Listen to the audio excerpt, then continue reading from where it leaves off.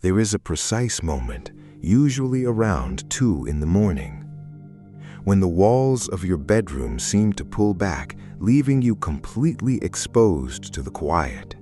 You lie there, staring at the dark plaster of your ceiling, listening to the faint metallic hum of a refrigerator downstairs, or the distant muffled sigh of the wind outside.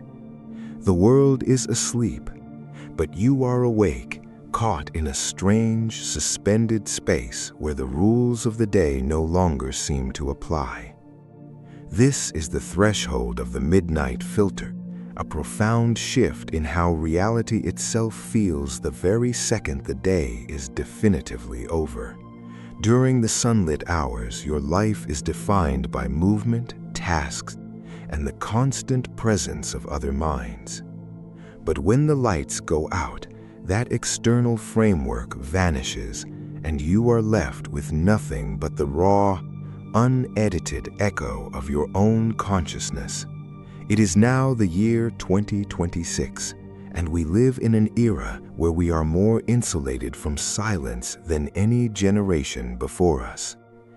We spend our days wrapped in a constant protective blanket of digital noise, notifications, and endless streams of information designed to keep our attention focused outward. Because of this, when we finally put down our devices and turn off the lamps, the sudden, absolute silence of the night does not feel peaceful. It feels almost aggressive. It is as if the quiet is actively pressing against your eardrums, demanding that you fill the void with something. In this absolute emptiness, the thoughts that begin to drift to the surface are radically different from anything you would allow yourself to think during the day. They are heavier, stranger, and loaded with a peculiar kind of emotional gravity that seems to bend the space around you. This brings us to a quiet but deeply unsettling mystery that almost everyone has experienced but rarely speaks about. Why is it that the thoughts you have at 3 in the morning feel like they belong to an entirely different person than the one who exists at 3 in the afternoon? The pragmatic, capable version of you who handles meetings, pays bills, and converses with friends seems to completely evaporate in the dark. In their place is a stranger, an introspective, highly vulnerable observer who is suddenly deeply concerned with the passage of time, the fragility of human connection, and the sheer, terrifying miracle of existing at all. This late-night self views your entire life through a completely different lens, transforming minor daylight worries into monolithic crises, and making distant, half-forgotten memories feel close enough to touch. It is incredibly easy to assume that this nocturnal identity is simply a neurological glitch, a symptom of exhaustion, or a mind misfiring under the weight of fatigue. We are told by a busy world to ignore these thoughts, to simply close our eyes and wait for the morning to restore our common sense. But what if that assumption is fundamentally wrong? What if the person you become in the dark is not a broken version of your daylight self, but something much closer to who you actually are when the noise of survival is stripped away?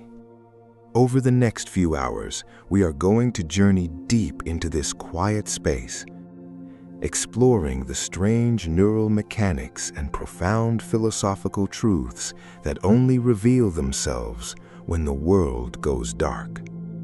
If you find comfort in these quiet, late-night explorations of the mind, consider subscribing to help us keep this space peaceful, and let us sit together in the dark a little longer.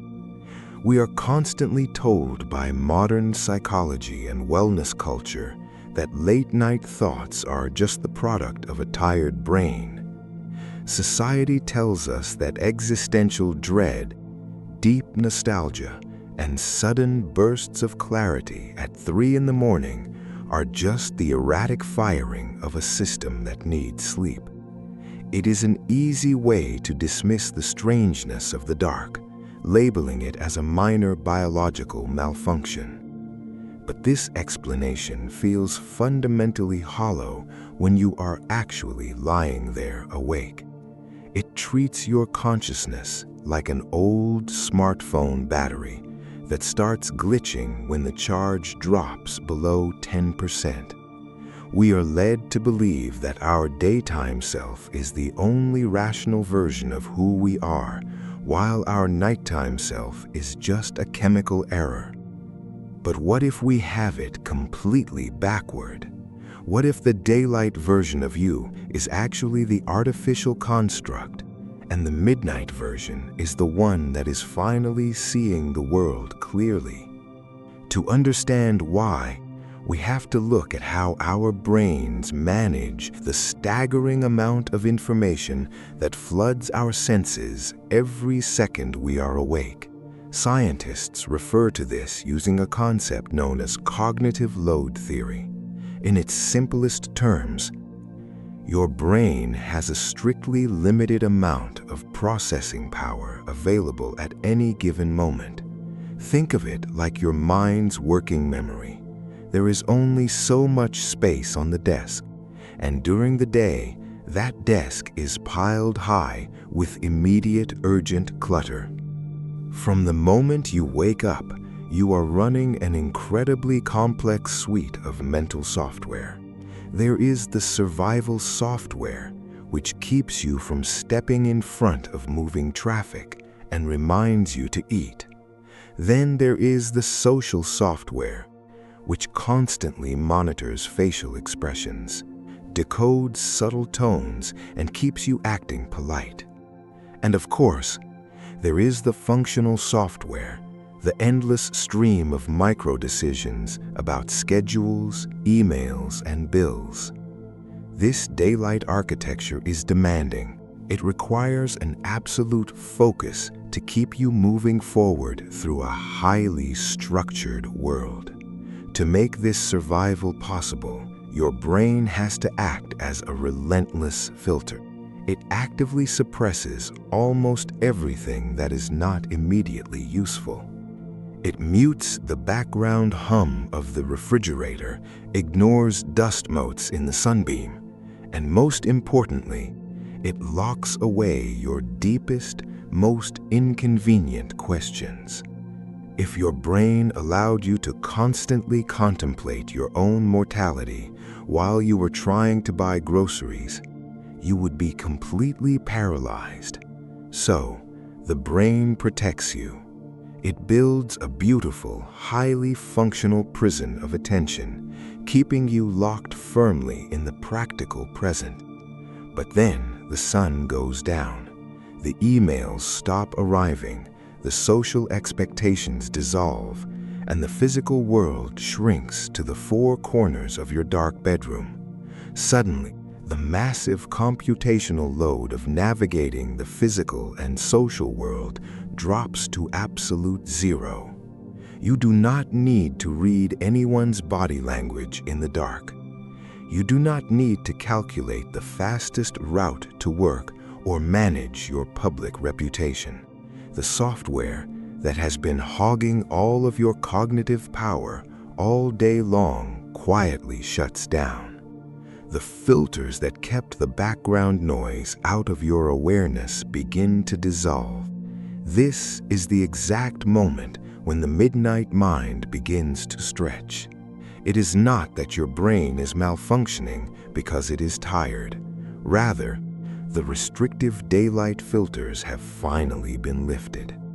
The cognitive space once entirely occupied by mundane survival tasks is now completely vacant, and your mind is free to use that immense power to look at itself.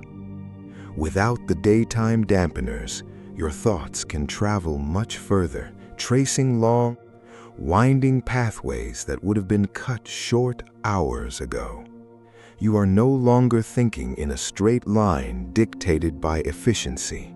Instead, you are thinking in wide, deep circles. The midnight mind is operating without restrictions, exploring the strange, dusty corners of your history and identity that the daylight self simply didn't have the luxury to visit. So, the next time you find yourself awake in the deep quiet of the night, remember this: you are not broken, and you are not just tired. Your mind is simply running a different kind of code, one that is no longer bound by the rules of utility.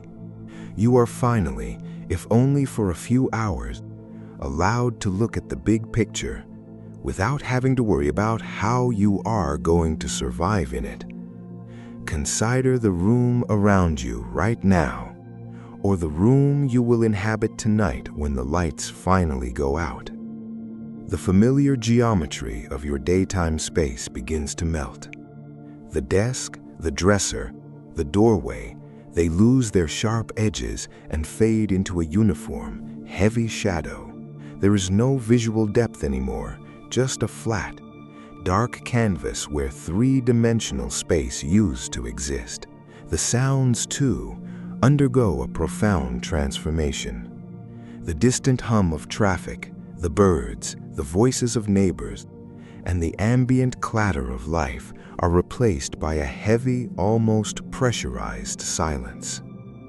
If you listen closely, you can hear the faint, high-frequency ring of your own nervous system, or the rhythmic thumping of blood passing through your ears. The world has effectively shrunk to the size of your mattress. But this shift is not just environmental. It is a fundamental disruption of how your mind calculates existence. During the day, you take it for granted that you are sitting inside a stable, predictable room. You believe you are seeing it as it is. But you are not. Your brain is not a camera that simply records the world. It is a locked box that must constantly guess what is happening outside. It is a biological computer trying to draw a map without ever being able to look at the actual territory. To understand this, we have to look at how we construct reality in the first place. Every second of your waking life, your brain is bombarded by a chaotic torrent of sensory information. Photons of light hit your retinas, pressure waves vibrate your eardrums, and chemical molecules land on your skin and tongue. If your brain tried to process all of this raw, unedited data from scratch every single second, it would instantly overheat and shut down. So it uses a brilliant shortcut known as predictive processing. Instead of building the world from the bottom up, your brain builds it from the top down. It generates a continuous, highly detailed simulation of what it expects to find out there based on your past experiences. Then, it only pays attention to the differences between its simulation and the actual sensory data coming in. It is a system of constant, rapid error correction. Your brain projects a model of your living room, and as long as the incoming sensory data matches that model, you perceive the room as stable and real. You are essentially living in a controlled hallucination that is constantly checked against the physical world. The walls of your room, the height of the ceiling, and the solid ground beneath your feet are mental constructs, stabilized by the steady flow of daylight and sensory feedback. They feel solid only because your brain is constantly proving them to be there. But when you lie in the dark, this elegant system loses its anchors. The external inputs that your brain relies on to verify its predictions suddenly drop to near zero. There are no photons bouncing off the walls to confirm where the ceiling ends. There are no ambient sounds to help you map the distance between your bed and the window. Your predictive processing engine is suddenly left spinning its gears in a vacuum. It is still desperately trying to run its simulation, but it has no real-world feedback to correct its mistakes. The external anchor has been cut. When this happens, the brain does something fascinating. In the absence of external signals, it does not simply stop simulating. It cannot. The brain is an organ that must make sense of the void, even if it has to invent the sense itself. Without external data to correct its models, the internal signals start to gain weight. The brain's predictions, normally kept in check by the harsh light of reality, are suddenly free to run wild. The line between what is outside of you and what is inside begins to blur. This is why the physical architecture of the outside world seems to collapse at night. The boundaries of your room, once so solid and permanent, become soft and malleable. You might feel like the ceiling has lifted, exposing you to the infinite sky, or that the walls have closed in, trapping you in a tight, protective cocoon. With no physical constraints to hold it back, your brain begins to build its reality entirely from the inside out. Your fears, your hopes, your memories, and your deepest anxieties are no longer quiet background thoughts.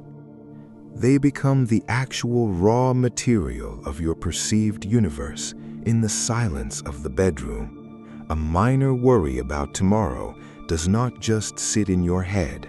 It fills the entire room, taking on physical dimensions and a heavy, suffocating weight.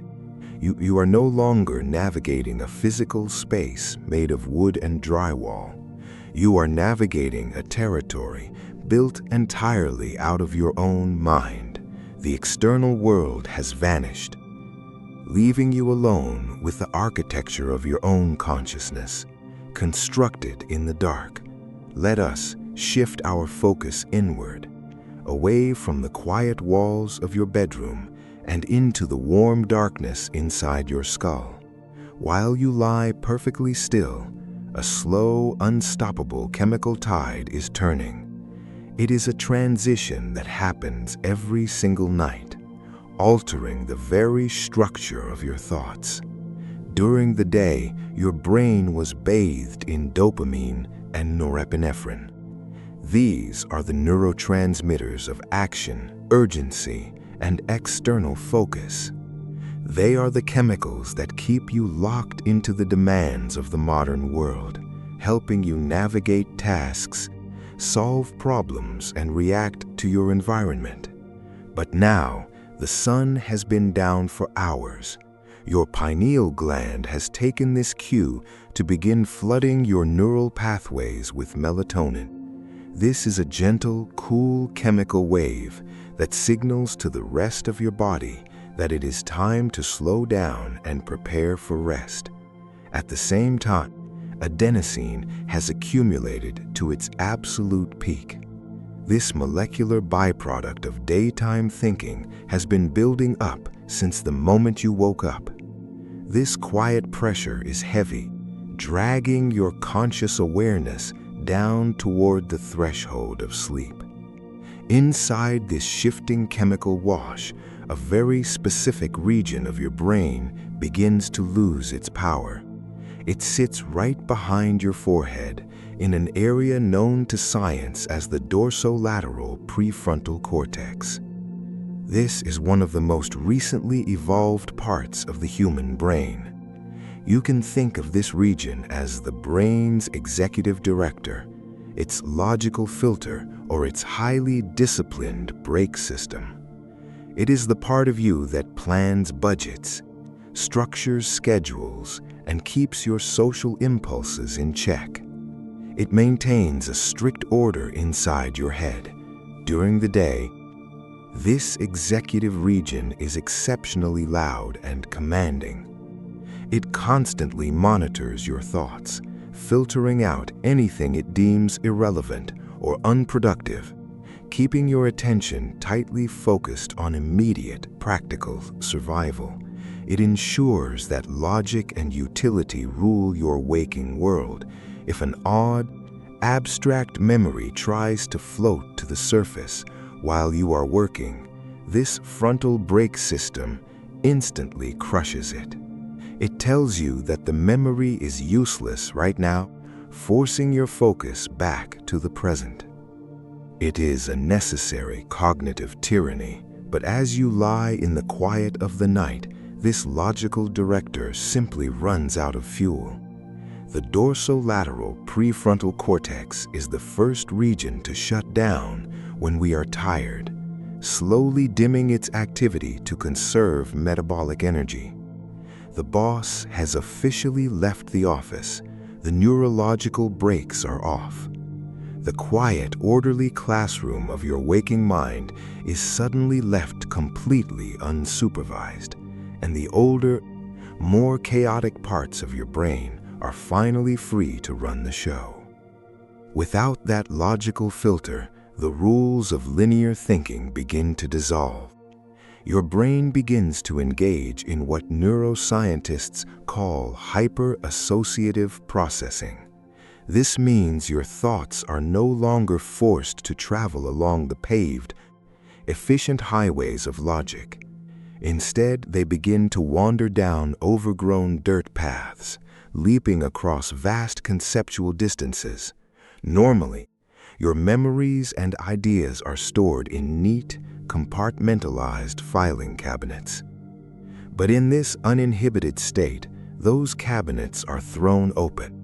Your brain begins to link highly abstract concepts, matching emotional tones rather than logical, real-world facts. This is the exact moment the brain's creative engine starts to burn too hot. A passing thought about a routine doctor's appointment can instantly leap to a memory of a childhood pet, which then morphs into a profound anxiety about the passage of time. Without the executive brake system to tell you otherwise, these strange connections feel incredibly urgent and deeply true. The brain is firing across long, unusual neural pathways, bridging the gap between your emotional centers and your visual memory. It is a state of high creative potential. Because there are no external inputs to correct these wild associations, the brain begins to light up like a city during a blackout, with unexpected power surges occurring in the quietest neighborhoods of your mind. You are experiencing a form of awake dreaming. This hyperconnectivity is the precise neurochemical reason why we make monumental mountains out of daytime molehills. A tiny, fleeting social awkwardness from earlier in the week, a moment you barely noticed at lunch, is suddenly resurrected. Without your logical filters, this minor event grows without boundaries. During the day, your prefrontal cortex would contextualize that minor mistake, reminding you that everyone makes errors and that nobody else even noticed. But at 3 in the morning, that reassuring voice is completely silent. The memory hits your consciousness with raw, unmitigated force. Your amygdala, the ancient emotional alarm system of the brain, remains highly active and vigilant. It detects the worry and starts pumping stress hormones through your system, causing your chest to tighten. Because the logical cortex is not there to calm it down, a false alarm becomes real. You find yourself trapped in a feedback loop where a single anxious thought triggers a physical stress response, and that physical response convinces the brain that something is terribly wrong. The silence of your bedroom is filled with the imaginary noise of a crisis. Your mind is working exactly as it was designed to, searching for patterns and preparing for threats. But in the chemical silence of the night, it is running a simulation with no data, creating a vivid landscape of worry out of the smallest pieces of your day. When the physical world around you goes quiet, something else begins to shift. It is not just your perception of the room that changes, but your perception of who you actually are. During the day, we tend to think of our identity as a solid, permanent structure. We carry it around like a passport. But psychologists know that your sense of self is not nearly as stable as it feels. In reality, your identity is deeply tied to your environment. It is a constantly updated reaction to the world around you. We rely on these physical spaces and social mirrors to keep us grounded. The coffee cup in your hand, the email on your screen, the nod of recognition from a stranger on the street. These are all external anchors. They hold the fragile ship of your identity in place. They act as constant, subtle reminders that you are a specific person with a specific history, playing a specific role in a physical world. Without them, the boundaries begin to loosen. But when you lie in the dark, every single one of those external anchors is pulled up. The props of your daily performance are gone. The stage has been cleared and the audience has gone home. There is no one to look at you, no one to expect anything from you, and nothing to react to. In this total absence of sensory feedback, the brain faces a unique challenge. It loses its coordinates. Usually, your brain relies on a constant stream of sensory input to map the boundaries of your physical self. This is called proprioception, the internal sense that tells you where your limbs are and where your skin ends and the rest of the world begins. But when the room is completely black and silent, the brain's sensory maps start to blur. Without visual confirmation, your eyes cannot verify what your skin is feeling. The brain, which is always trying to make sense of its environment, begins to experience a quiet disconnect. Without the visual feedback of the walls, the ceiling, or even your own hands, your physical edges become harder for the mind to track. The mattress beneath you seems to dissolve. The distinction between your skin and the cool air of the room begins to smudge. You might feel, even if just for a fleeting second, that you are expanding into the empty space around you, or that the physical container of your body has lost its solid definition. You are no longer a person moving through space. You are simply space itself, holding on to a quiet awareness.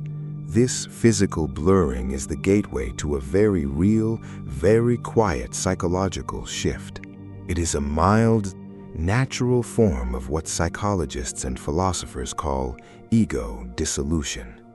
The word ego gets thrown around a lot in conversation, usually to describe pride or self-importance. But in the deeper layers of psychology, the ego is simply the mental construct that keeps you separate from everything else. It is the boundary maker. It is the invisible fence that marks where your mind ends and where the universe begins. It is the voice that says, "This is me, and that is not me." In the waking hours of the day, this boundary maker is hyperactive, constantly defending your territory and asserting your presence. But in the deep quiet of the night, when there is nothing to defend against and no territory to claim, the ego relaxes its grip. The psychological walls you have built around yourself begin to soften. You are no longer a name, a job title, a collection of responsibilities, or a social status. Those things require an environment to exist. Without that environment, they simply evaporate, leaving behind a version of you that is stripped of all its social armor. In this state, the inner voice in your head undergoes a strange transformation. During the day, that voice is intimately tied to your physical body. It speaks from behind your eyes, guiding your hands and directing your steps. But in the deep silence of the night, the voice seems to detach itself from your physical form. It no longer feels like it is vibrating in your throat or sitting behind your forehead. Instead, it feels like a floating observer, suspended in the dark. You become a silent witness to your own consciousness. You are no longer actively thinking your thoughts. You are observing them as they drift past, like solitary ships crossing a dark, open ocean. You are the space in which the thoughts are happening, rather than the person making them happen. You do not have to steer the ship anymore. You are simply watching the water move. It is a deeply strange, slightly eerie feeling, but it is also profoundly peaceful. For a few hours, you are freed from the heavy burden of being yourself. You are no longer the actor on the stage, struggling to remember your lines. You are simply the quiet, empty theater, waiting in the dark, listening to the echoes of the day. And then, just as you settle into that quiet, empty theater of the mind, it happens. A sudden, sharp spike of heat hits your chest. Out of nowhere, with absolutely no warning, your brain presents you with a vivid, high-definition memory of a deeply embarrassing mistake you made 5 years ago. At 2:30 in the morning, this memory does not just return as a passing thought. It arrives with the force of an active emergency, demanding your full, agonizing attention. You roll over, trying to shake the mental image from your eyes, but the details remain incredibly sharp. You can see the lighting of the room where it happened, and you can remember the exact expression on the other person's face. It feels as if the event is happening right now, in the present tense, inside your dark bedroom. Why does the mind, when left to its own devices in the quietest hours of the night, choose to torture itself with the ghosts of past failures? We often assume this is a sign of some deep, unresolved anxiety, a signal that we are fundamentally broken or obsessed with our own inadequacy. But the truth is far more clinical, and in a strange way, far more comforting. This midnight ambush is not a psychological defect. It is the physical consequence of a highly complex biological filing system hard at work while you are trying to rest. To understand why these old wounds feel so fresh at night, we must look at how the brain manages its archives. Every single day, your mind is bombarded with an overwhelming amount of information.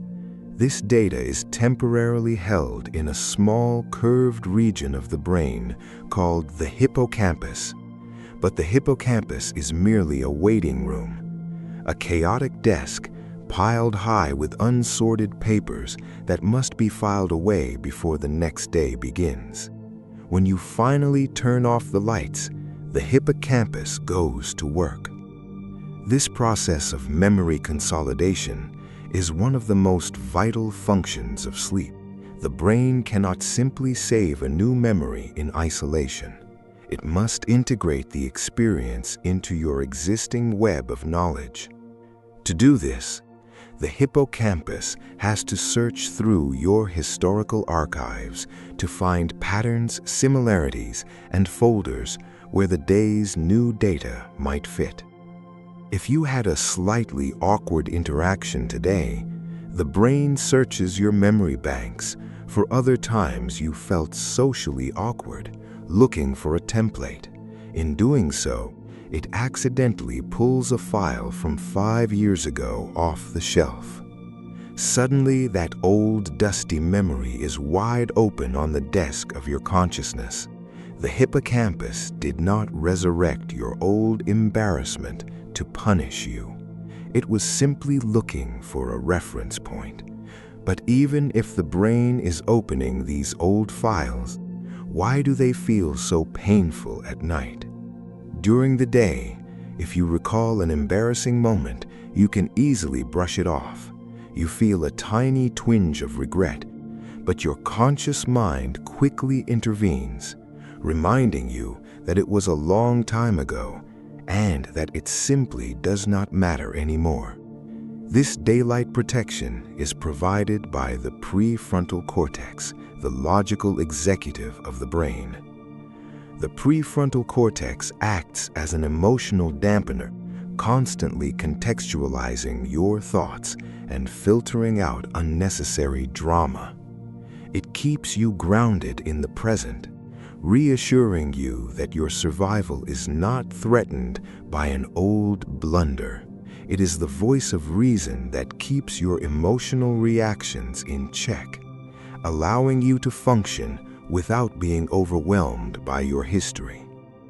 But at night, the logical prefrontal cortex is powered down. Its energy consumption drops, and its logical brake system goes offline, leaving the emotional centers of the brain to run without supervision. When the hippocampus opens that old file from 5 years ago, there is no executive filter to put it into perspective. There is no rational voice to whisper that the event is ancient history and that others have forgotten it. Instead, the memory hits your consciousness with raw, unbuffered emotional intensity. The ancient embarrassment feels as urgent and threatening as if it happened 5 minutes ago. Your brain cannot distinguish between a past memory and a present threat because the hardware responsible for making that distinction is asleep. The chemical defenses that normally protect you from your own vulnerability are temporarily down, leaving your raw nerves exposed to the dark. This is why a minor social error from years ago can suddenly feel like an active survival crisis at 3 in the morning. Your amygdala detects the negative emotion of the memory and reacts immediately, releasing a burst of stress hormones.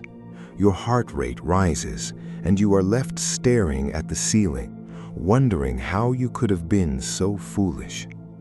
It feels like an anxiety attack, but it is actually a sensory mismatch. We must reframe this experience not as a personal failure, but as a form of necessary, messy, and unavoidable emotional housekeeping. Your brain is a living organ that must clean itself, and just like cleaning a cluttered attic, the process is bound to kick up some dust.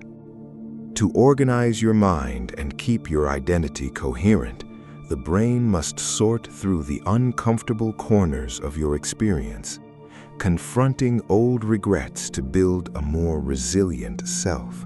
But when the dust of that neurological cleaning finally settles, a deeper, colder question begins to take shape in the silence. We spend the day believing we're one person, and now we find ourselves being someone else entirely. We assume that the daytime version of us is the real one, the true self who works and socializes in the light. We treat this late-night thinker as a glitch. But what if we've got it completely backward? What if the daytime self is the elaborate illusion, a carefully constructed character we play to survive, and this midnight observer is the only time we're actually awake? Think about how much energy it takes to maintain your identity during the day. You have to put on a face, wear specific clothes, and pretend that everything you do has a logical purpose. It's exhausting. But we build a massive scaffolding of daily routines to keep our minds occupied from sunrise to sunset. We check our phones, we buy things, we plan projects, and we worry about small things. And we do all of this because the alternative is to look directly at the sheer, terrifying strangeness of being alive. To be human is to know you exist, know you're temporary, and have absolutely no idea why you're here. This is a heavy weight to carry while trying to function. So, we use the noise of the day as a protective shield, an anesthetic against the quiet dread of our own mystery. But the moment the lights go out, that protective shield evaporates. The daytime architecture of constant distraction collapses, and you're left with nowhere to hide. You can't look at your inbox to feel productive, and you can't look at a screen to escape yourself. The external world retreats into the shadows, leaving you alone with the raw reality of your own mind. This is the transition from the state of doing to the state of being. All day, your value was defined by what you were producing, reacting to, or managing. You were a node in a vast, busy network, constantly moving to stay in place. But now, in the stillness of your bedroom, there's nothing left to do. You're just a point of awareness. It's in this space that the profound strangeness of existence begins to bloom. In the bright daylight, we take everything for granted. We accept the sky, the building, the concrete under our feet, and the steady beating of our own hearts as completely normal. We don't question why we have hands, or why we're trapped inside a physical vessel that we only partially control. But at night, the ordinary becomes incredibly alien. You look at your hand resting on the blanket and suddenly realize how bizarre it is that you can move it just by thinking. You listen to the quiet sound of your own breathing and realize you're listening to a biological machine keeping you alive without your permission. You're a mind riding inside a biological vehicle. Why does this realization only happen when the world goes dark? Perhaps because the light is too bright for us to see the truth. The light shows us the details of the world, but it blinds us to the empty space those details exist within. It makes the world seem solid and safe. But the night reveals that we're temporary, fragile beings suspended in a vast, cold universe. This realization isn't a sign of sickness, even though we often mistake it for that. It's simply the natural state of a conscious mind that's been stripped of its daily anesthesia. When you lie awake at night, feeling the weight of the universe, you're experiencing the raw truth of human existence. You're experiencing the sublime, terrifying reality of just being. And it's here, at this philosophical threshold, that our relationship with time begins to change. During the day, time is a strict ruler divided into minutes and hours, pushing us forward toward a future we're trying to prepare for. But in the dark, those boundaries dissolve. The future ceases to be a destination and becomes a dark, formless ocean of possibilities. You begin to see that the structure of the day is a convenient lie we tell ourselves to keep from falling into the infinite depth of the present moment. In this quiet room, that present moment is all you have. The distractions have failed, the roles have ended, and you're finally standing face to face with the mystery of your own existence. When you look at the digital clock glowing on your nightstand, the numbers tell you one thing, but your mind experiences something completely different. In the daytime, a minute is a standardized unit of progress, a tiny gear in a massive machine that keeps society moving. But at night, time loses its rigid structure, stretching and folding in ways that defy the clean mechanics of the clock. You might stare at the ceiling for what feels like hours, only to find that 10 minutes have passed. Or you might lose yourself in a single, winding memory and suddenly realize that the night has slipped away by 2 hours. Without the constant feedback of daylight activities, meetings, and social interactions, time ceases to be a river carrying you forward. This warping of time changes how you view your own life, especially the immediate future. At 3 in the morning, the concept of tomorrow begins to feel incredibly abstract, almost like a fictional story you once read. You know intellectually that in a few hours, the sun will rise and you will have to step back into your daily role. But right now, in the silence of your room, that daylight world feels completely unreachable. The chores you have to do, the emails you have to answer, and the conversations you have to navigate feel like tasks assigned to a completely different person. The reality of your daily obligations evaporates, leaving you stranded in a quiet pocket of existence. Psychologists have a name for the cognitive mechanism that drives this feeling, though they usually study it in brightly lit economic laboratories. They call it temporal discounting. It is our natural tendency to value the present moment far more than we value the distant future, a trait that helped our ancestors survive in a volatile world. But in the quiet isolation of the night, this psychological mechanism undergoes a strange and unsettling mutation. The future version of you, the person who will have to wake up tired and face the world, stops feeling like you. That future self becomes a stranger, a separate entity whose problems do not concern the person lying in the dark. You know that by staying awake, you are actively stealing energy from your morning self. Yet, you keep doing it anyway, because the connection between your current consciousness and your future self has been temporarily severed. The empathy you usually feel for your own future well-being simply fades away in the dark. This detachment is not just a lack of self-discipline. It is deeply rooted in our biology. The absence of sunlight does more than just make us sleepy. It completely detaches us from the chronobiological timeline. For millions of years, our biology was synchronized with the planet's rotation through the presence and absence of light. When the sun sets and the blue wavelengths of light disappear, our bodies lose their primary anchor to the external world.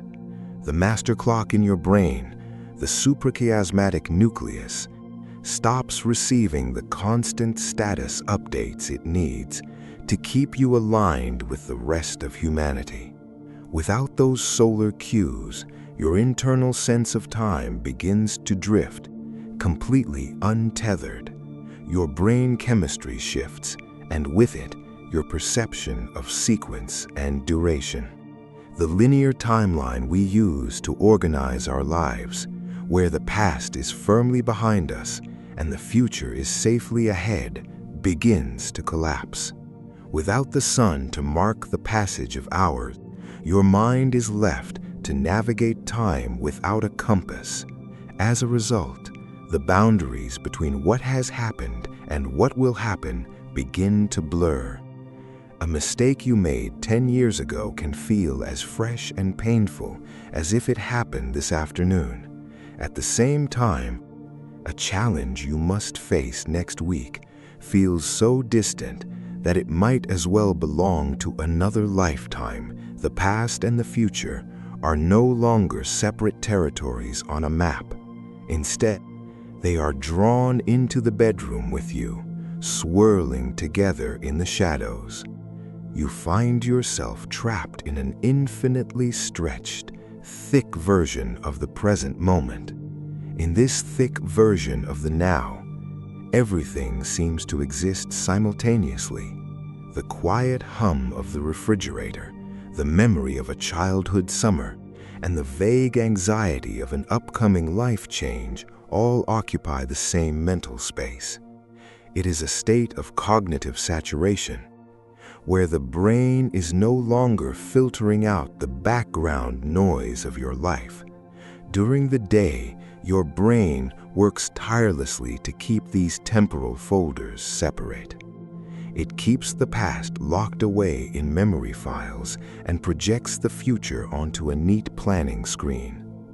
This segregation is necessary for survival, allowing you to focus on the immediate task at hand without being overwhelmed by the totality of your existence. But now, that filing system has completely broken down. The drawers have slid open, and the contents are spilling across the floor of your mind. You are forced to confront the sheer volume of your own history and your own potential all at once. This can feel incredibly heavy. When the past is not behind you and the future is not ahead, you have to carry the entire weight of your life in a single instant. The simplicity of a single moment is replaced by a profound, crowded stillness, a weight that places you in complete isolation from the waking world. That isolation is not just physical. It is a slow, quiet drifting away from the shore of shared human experience. When you stand by the window looking out at a dark street, you are participating in a very specific kind of solitude. In a sleeping house, the silence is heavy, punctuated only by the rhythmic breathing of a partner or the occasional creak of settling floorboards. If you live in a city, the silence is different, but no less absolute. It is the sound of millions of people who have temporarily ceased to exist. Their cars are parked, their screens are dark, and their voices are quiet.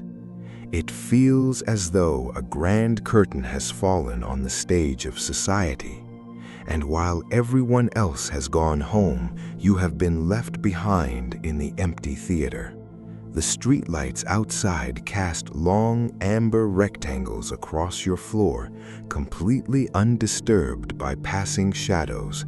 In these moments, a strange realization begins to take root in the corners of your mind. You begin to feel that the world might only exist because you are currently looking at it. This is the threshold of a very old, very haunting idea. Philosophers call this solipsism. At its core, it is the position that nothing exists outside of your own mind. It suggests that the external world, the people you love, and the stars above are nothing more than constructs of your own consciousness. During the day, this feels like a silly intellectual exercise. But at 3 in the morning, in the stillness of a sleeping world, solipsism stops feeling like a theory. It starts to feel like a direct, unavoidable experience. You look at the dark walls of your room and realize you cannot prove there is anything on the other side. You cannot prove the city still exists when you cannot see it. Perhaps the universe is a stage built just ahead of your gaze and dismantled behind your back. The people you know are asleep. their consciousness temporarily offline in dreamscapes you can never visit. In this state, they are no longer active entities in your reality. They are just memories held together by your own mind. This realization has a dual nature, a twin current of emotion pulling you in opposite directions. The first is a deep, cold pool of loneliness. If solipsism is true, the weight of that truth is staggering. It means you are not just alone in your room, you are alone in the cosmos. There is no one coming to save you, because there is no one else to begin with. Every conversation you have ever had was just a monologue, and every hand you held was just a projection of your own mind. The silence of the house ceases to be peaceful and becomes a monument to this absolute isolation. You are a solitary consciousness suspended in a void, trapped inside a bubble of your own making. The thoughts you are having right now are the only thoughts occurring in the entire universe. It is a psychological vertigo that makes you feel incredibly fragile. You are the sole keeper of reality. If you close your eyes, the whole fragile structure might simply vanish into the dark. But then, if you sit with this feeling long enough, the current shifts. The cold pool of loneliness begins to give way to a strange, quiet warmth. A sense of profound, untouchable power starts to rise from the silence. Because if your mind is the only thing that actually exists, then nothing outside of it can ever truly harm you.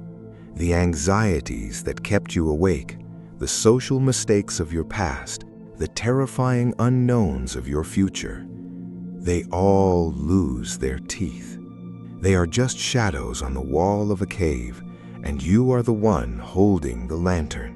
The expectations of the waking world suddenly seem entirely irrelevant.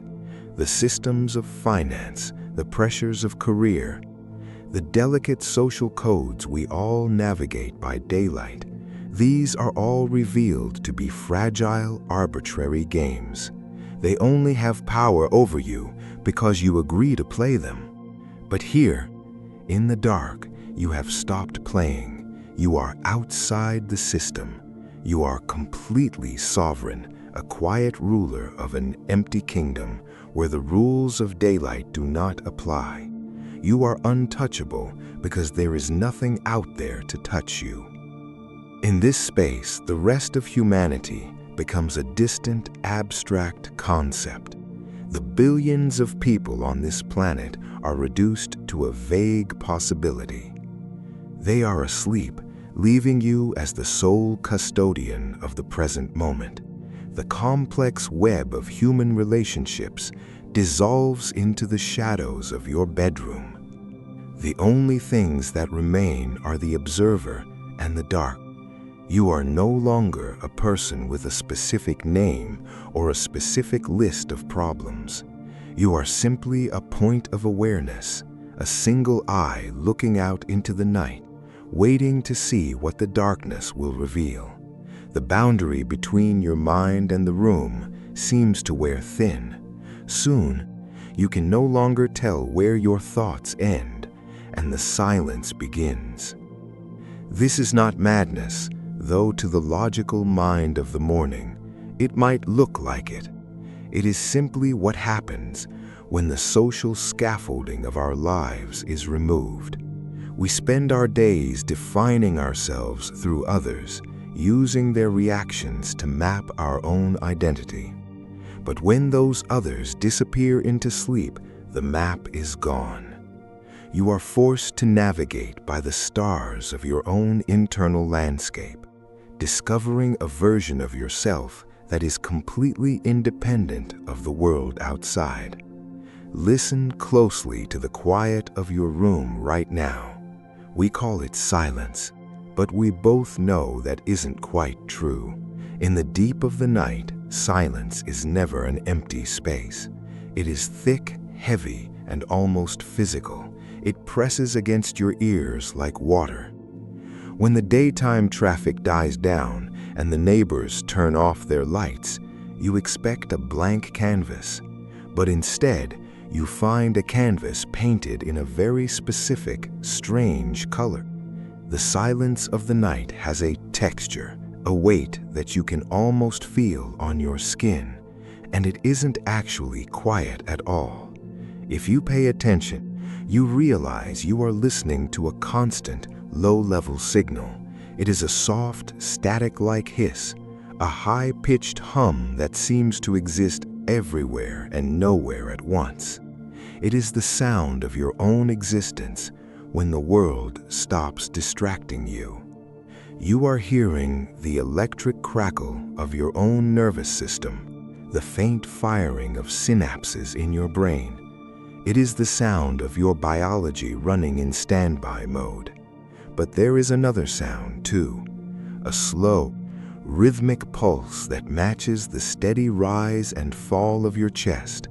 It is the deep, oceanic rushing of blood moving through your carotid artery, just inches from your eardrum. Normally, your brain filters this out.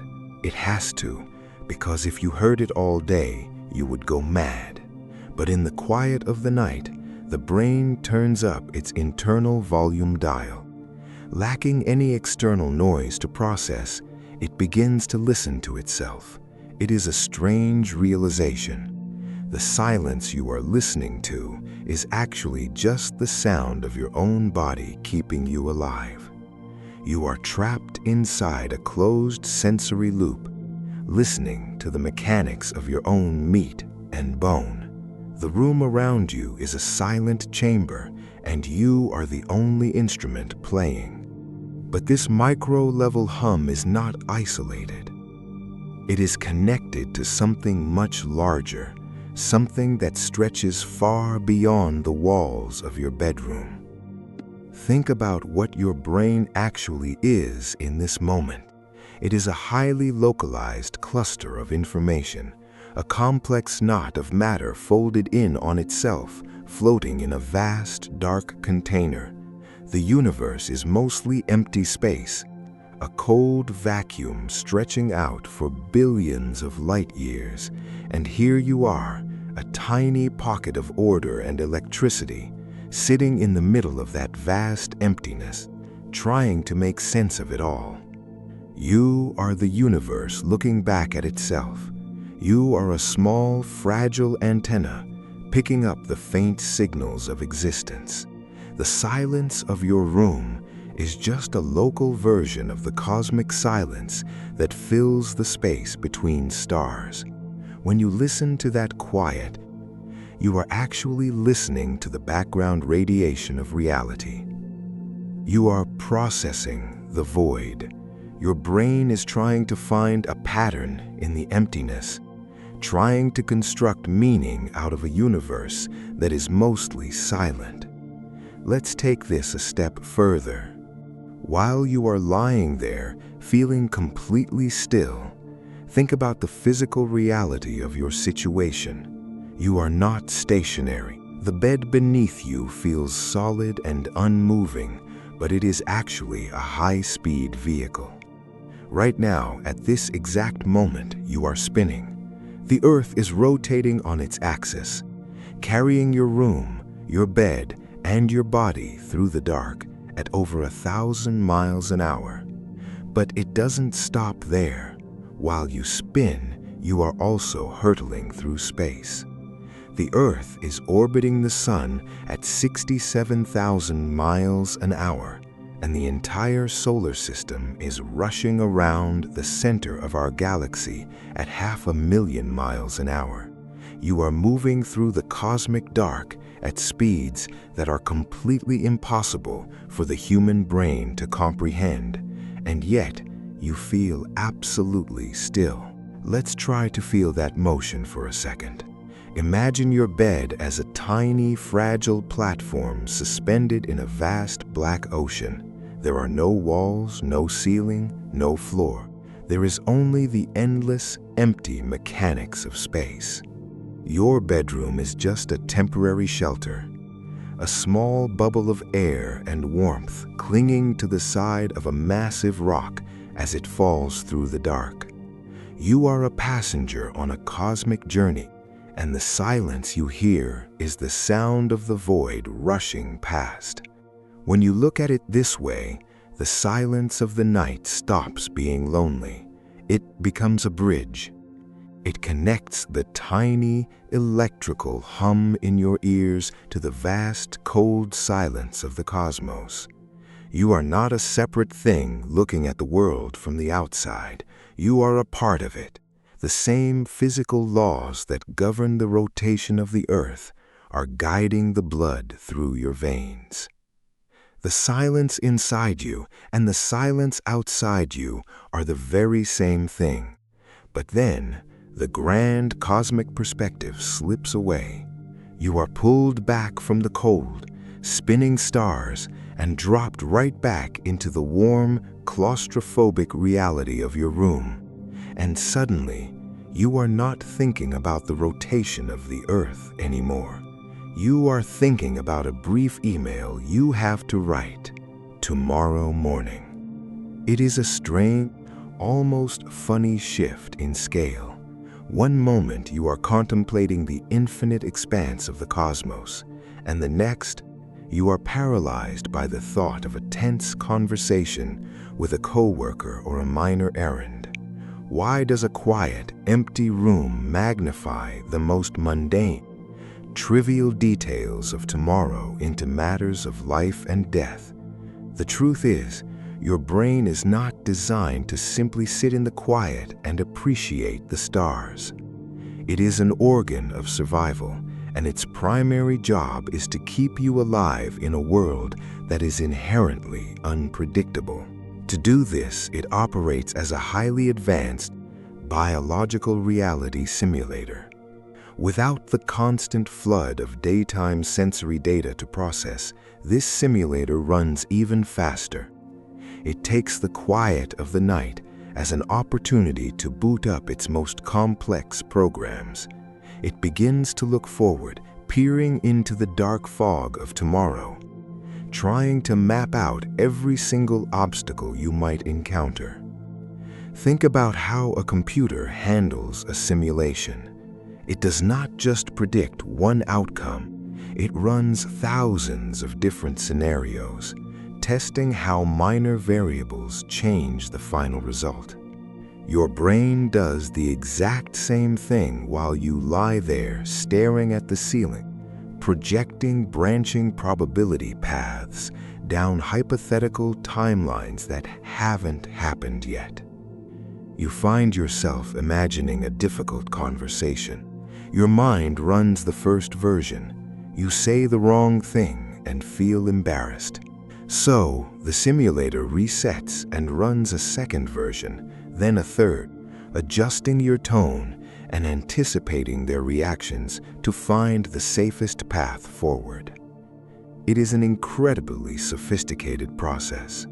Your brain is mapping out the social terrain of tomorrow with the same precision a military strategist uses on a battlefield. But because you are the one experiencing this internal simulation, it doesn't feel like a calculation. It feels like worry. It feels like a heavy, tightening sensation in your chest. We often label this nighttime anxiety, looking at it as a flaw or a sign that our minds are somehow broken. We tell ourselves that we are overthinking, that we need to just quiet our minds and go to sleep. But what if we are looking at this all wrong? In physics, there is a concept known as superposition. Until a particle is observed, it exists in multiple states at once, representing a wave of possibilities. The moment it is measured, that wave collapses into a single, concrete reality. At night, your tomorrow is still in a state of superposition. Because the next day has not happened yet, it is nothing but a cloud of unconsapsed probability waves. Your brain in its drive to protect you, feels compelled to look at every single one of those possibilities.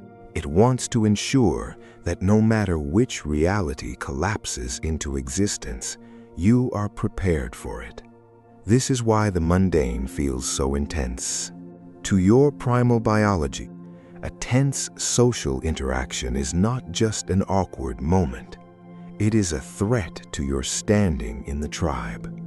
Thousands of years ago, being cast out of the group meant physical death. Your brain still uses that ancient survival code. So, a simple work meeting or a difficult phone call is treated with the same neurological urgency as a predator hiding in the brush.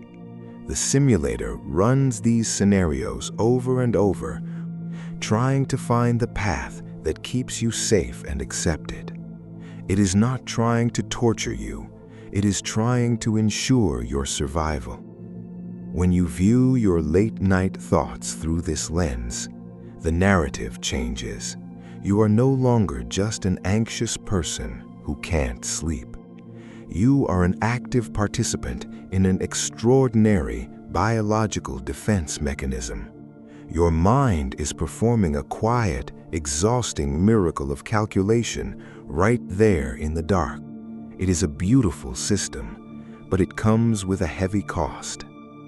The simulator is highly efficient, but it does not know when to stop. Because the future is infinite, there are always more variables to test, more paths to explore, and more potential disasters to avert. This is the paradox of the midnight simulator. The very tool that is designed to keep you safe ends up keeping you awake. It drains your energy in the present to protect you from a hypothetical future. And as you watch the hours tick by, the simulation itself becomes the primary obstacle. You are stuck in the planning phase of a journey that hasn't even begun. Your mind is trying to solve tomorrow's problems with tonight's limited energy. And the more you calculate, the wider the gap between your thoughts and your physical reality becomes. You are safe in bed, but mentally, you are fighting for survival. You pull yourself away from the mental simulation and look toward the window. Beyond the thin pane of glass, the night stretches out in a vast, silent expanse. The houses across the street are dark shapes, and the sky above them is an endless, cold ink. Suddenly, the scale of everything shifts. You are no longer just thinking about tomorrow's to-do list or an awkward conversation from last week. You are staring directly into the physical reality of your own mortality. You realize, with a sudden and quiet sharpness, how incredibly brief your time on this planet actually is. It is a heavy, almost physical sensation that settles over you in the silence. You are a tiny, fragile point of consciousness sitting on a rock that is spinning through a freezing, empty void. Every person you have ever loved, every mistake you have ever made, and every worry that has kept you awake is contained on this one tiny speck. Outside your window, the universe simply continues, utterly indifferent to any of it. The darkness does not care about your bank account, your career goals, or your unresolved arguments. It is entirely neutral. Philosophers have a specific name for this exact mixture of awe and dread. They call it the sublime. It is not the same thing as beauty, which is comforting, balanced, and safe. The sublime, however, is something entirely different and far more unsettling. The sublime is what happens when you confront something so unimaginably vast that it threatens to overwhelm your mind. It is the feeling of looking at a towering mountain range, a raging ocean storm, or the endless depth of a midnight sky, It is a unique cocktail of profound terror and exquisite beauty. You feel terrified because you realize how small and powerless you are in comparison to the cosmos. But you also feel a strange, quiet thrill that keeps you staring out the window. You are witnessing something that dwarfs your entire existence, yet you are capable of perceiving it. Your mind is stretching itself to its absolute limit just to hold the shape of this immense reality. In this moment, the boundary between you and the dark outside seems to dissolve. You are no longer just a person in a room. You are an observer of the infinite. During a busy afternoon, this kind of thought is physically impossible to hold.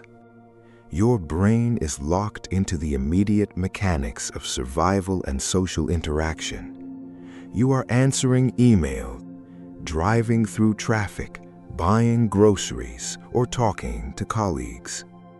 The daylight world demands that you take yourself seriously. It requires you to believe that your daily tasks are of monumental importance to the structure of reality. If you stopped in the middle of a crowded sidewalk at 2 in the afternoon to contemplate the heat death of the universe, you wouldn't be able to function. The brain actively blocks these massive thoughts to keep you moving forward. It filters out the cosmic scale so you can focus on the immediate, practical steps of staying alive and fitting in. It is a necessary cognitive blindness that protects your daily productivity. But at 3 in the morning, the daylight architecture has collapsed. There are no emails to answer, no traffic to navigate, and no social roles to play. The filters that keep your world small and manageable are temporarily switched off. In this silence, the vastness of the universe rushes in to fill the empty space. You can no longer hide from the scale of reality behind the comforting distractions of the day. The truth of your situation is suddenly unavoidable, sitting right there at the foot of your bed. It is easy to feel defeated by this sudden sense of insignificance. We are conditioned to want to feel important, to feel like the main characters of our lives. When the dark window reminds us of our true scale, it can feel like a cold rejection from the cosmos itself. But there is a profound, healing comfort hidden inside this realization. The fact that you can look out into the dark and feel your own insignificance is not a failure of your mind. It is actually the ultimate cognitive achievement of the human brain. Think about the sheer complexity required to have this thought. You are a collection of carbon, water, and electrical impulses organized in a highly specific way that has somehow become aware of itself. You are a piece of the universe that is looking back at the rest of the universe and trying to understand it. Your insignificance is not a tragedy. It is a miracle of perspective. The stars do not know they are stars. The empty space between them does not know it is vast. And the planets do not feel the weight of their own orbits. But you, sitting in your room in the dark, are capable of holding all of that scale inside your own mind. You are the universe experiencing itself, even if only for a brief, quiet moment. When you accept your smallness, the burden of having to be important simply slips away. The clock on your nightstand clicks over to 4, then 4:30 in the morning. Outside your window, the quality of the darkness is beginning to shift, almost imperceptibly at first. It is no longer that deep, bottomless velvet of midnight, but a colder, thinner shade of charcoal. The world outside hasn't actually brightened, but the heavy weight of the deep night is starting to lift, leaving behind a quiet, waiting stillness. As this physical light changes, you can feel a subtle shift happening inside your own mind. The grand, cosmic scale of your thoughts begins to slowly contract. Those massive philosophical questions that felt so urgent and expansive just an hour ago are suddenly starting to lose their gravity. The infinite space you were just floating in begins to feel a little more distant, like a dream you are trying to hold on to as you wake. This is the beginning of your psychological descent. You are falling back down to earth, returning from the cold expanses of the universe to the confines of your bedroom. The cosmic dread that felt so overwhelming begins to shrink, condensing down into smaller, more familiar shapes. You are no longer thinking about the birth of stars or the nature of consciousness itself. You are starting to look at the shadows on your wall. Your brain, in its quiet wisdom, already senses the impending arrival of the sun. Deep within your biological clock, chemical gears are turning, preparing for the transition from rest to action. A subtle shift in hormones is beginning, a slow rise in cortisol, designed to gently pull you back toward the surface of wakefulness. The vast, unfiltered highway of your midnight mind is slowly being funneled back into a single, structured lane. To make this transition, your brain has to boot up its daytime operating system. This is the survival software you run every single day, the set of mental tools that helps you navigate a world of concrete, schedules, and social expectations. It is the system that tells you who you are, what you need to do, and what you need to protect yourself from. And right now, in the fading darkness, that software is quietly loading in the background. As the daylight ego begins to power up, the boundaries of your identity start to solidify once again. The physical edges of your body, which felt so blurry and indistinct in the pitch black, become clear and defined under the blankets. You are no longer a floating, anonymous point of awareness suspended in the void of the night. You are becoming a specific person again, anchored to a specific bed, in a specific house. You can feel your history rushing back to fill the empty spaces. Your name, your age, your profession, and your daily worries are all waiting for you on the nightstand. Like a suit of armor you have to put back on. The beautiful, terrifying infinity of the midnight mind is being replaced by the highly localized reality of your personal life. You are shrinking back down into your human form, with all its flaws, memories, and immediate physical needs. It is a strange, almost jarring transition to experience in real time. You go from holding the entire universe in your thoughts to remembering that you need to buy groceries tomorrow. The cosmic scale vanishes, replaced by the mental checklist of your daily obligations. It feels like a sudden narrowing of your vision as the vast sky is replaced by the ceiling of your room. But this narrowing is absolutely necessary for your survival. If you remained in that state of infinite consciousness all the time, you wouldn't be able to function in the world. You cannot buy bread, hold down a job, or maintain relationships if you are constantly overwhelmed by the sheer scale of existence. The daylight ego is a filter, and that filter is what keeps you sane, grounded, and capable of moving through your life. So, You watch as the grand mysteries of the night are neatly folded up and put away in the back of your mind. The deep questions about reality, time, and identity are stored in files you won't be able to easily open during the day.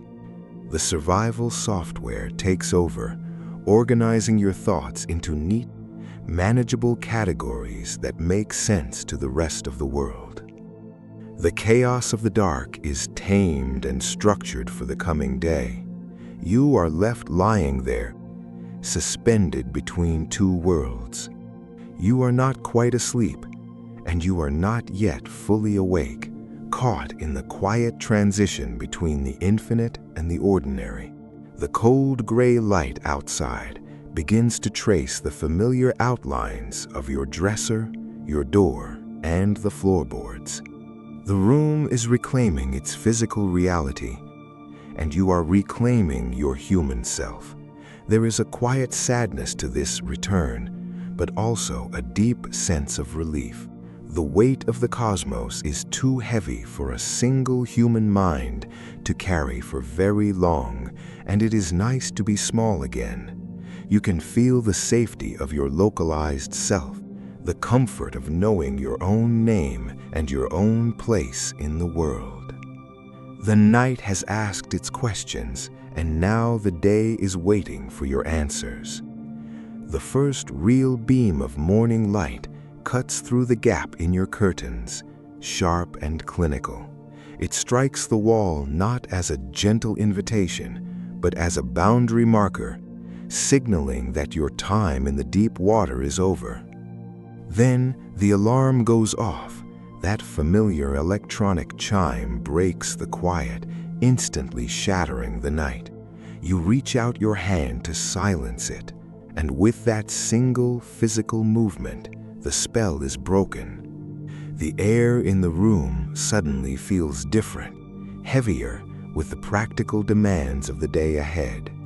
You sit up, feet touching the floor, and the vast space you occupied just hours ago begins to rapidly shrink. It is a strange transition, like a diver ascending too quickly. Your mind is forced to adjust to the pressure of the waking world in minutes. The silence that felt so heavy and full of cosmic significance is replaced by the hum of the refrigerator and the sound of traffic starting up outside. As you step into the kitchen, a peculiar thing happens. You try to reach back into the thoughts you had at 3 in the morning, to grasp those grand revelations that seemed to explain the nature of your existence. But your fingers slip. The thoughts are still there, perhaps, but they have lost their shape. This is the phenomenon of morning amnesia, a quiet mental reset that happens to all of us. By 9 in the morning, as you sit with your coffee, those midnight realizations begin to look entirely different. If you wrote them down on a notepad by your bed, you might look at them now with embarrassment. The scribbled words look dramatic, even silly, like the poetry of a stranger who took themselves far too seriously. A thought that felt like a brilliant breakthrough at 3 in the morning now reads like a disjointed fragment. You wonder how you managed to make yourself so anxious over something so simple. Or perhaps you cannot remember the thoughts at all. You just have a lingering, vague sensation in your chest, a phantom limb of an emotion that has no name. You know you were on the verge of some grand understanding, but the details have been washed clean, leaving only a faint, empty echo. We tend to dismiss this morning amnesia as a simple consequence of being fully awake, assuming our daylight minds are simply more logical. We believe the morning sun brings clarity, exposing our late-night thoughts as mere shadows. But the science behind this shift, suggests something far more complex is happening inside your brain. Your forgetfulness is actually driven by a powerful biological mechanism known as state-dependent memory. When you were awake in the dark, your brain was operating in a unique biochemical environment, dominated by high melatonin and an underactive nervous system. Your memories and thoughts were coded within that specific neural network. But as dawn approaches, your internal clock triggers a massive chemical shift, starting with a sharp spike in cortisol. This is the cortisol awakening response, a natural surge of stress hormones designed to shock your body awake. Sunlight enters your eyes, shutting down melatonin and flooding your brain with serotonin and histamine. This biochemical reset completely changes the operating system of your mind because your brain is now running on a totally different chemical mixture. It struggles to access the files written during the midnight hours. The associative neural pathways you were using to link ideas together are suddenly closed off, replaced by linear daylight focus. So, you do not forget your midnight thoughts because they were wrong. You forget them because your brain has literally changed its physical state, rendering those memories temporarily inaccessible.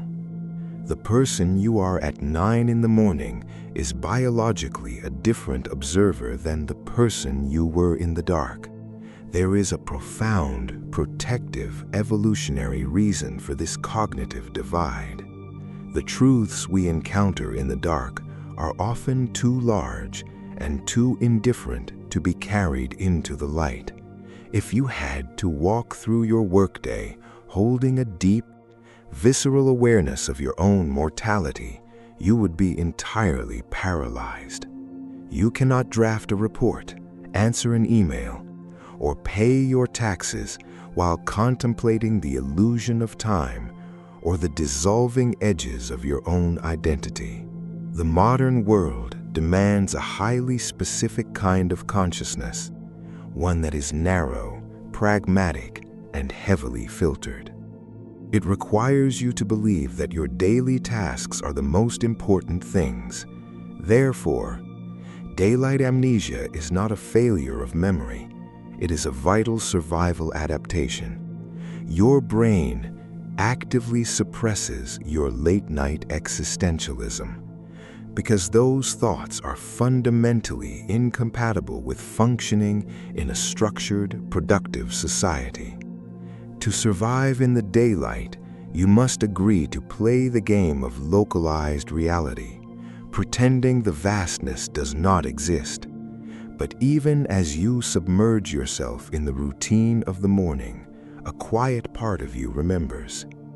The deep, dark waters of the mind do not disappear just because the sun has risen. They merely sink beneath the surface, waiting. You go about your day, playing your part, carrying the quiet secret of who you become in the dark.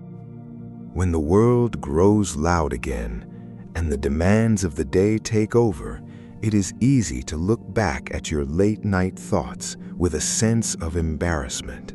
We are taught to treat those quiet, heavy hours of overthinking as a symptom of something wrong. We call it insomnia, or anxiety, or a simple lack of discipline. We treat the midnight mind as a glitch in the machinery, a temporary breakdown of our otherwise productive lives that needs to be fixed, cured, or medicated away. But perhaps we have it entirely backward. What if those hours in the dark are not a defect, but a necessary release valve for the human soul?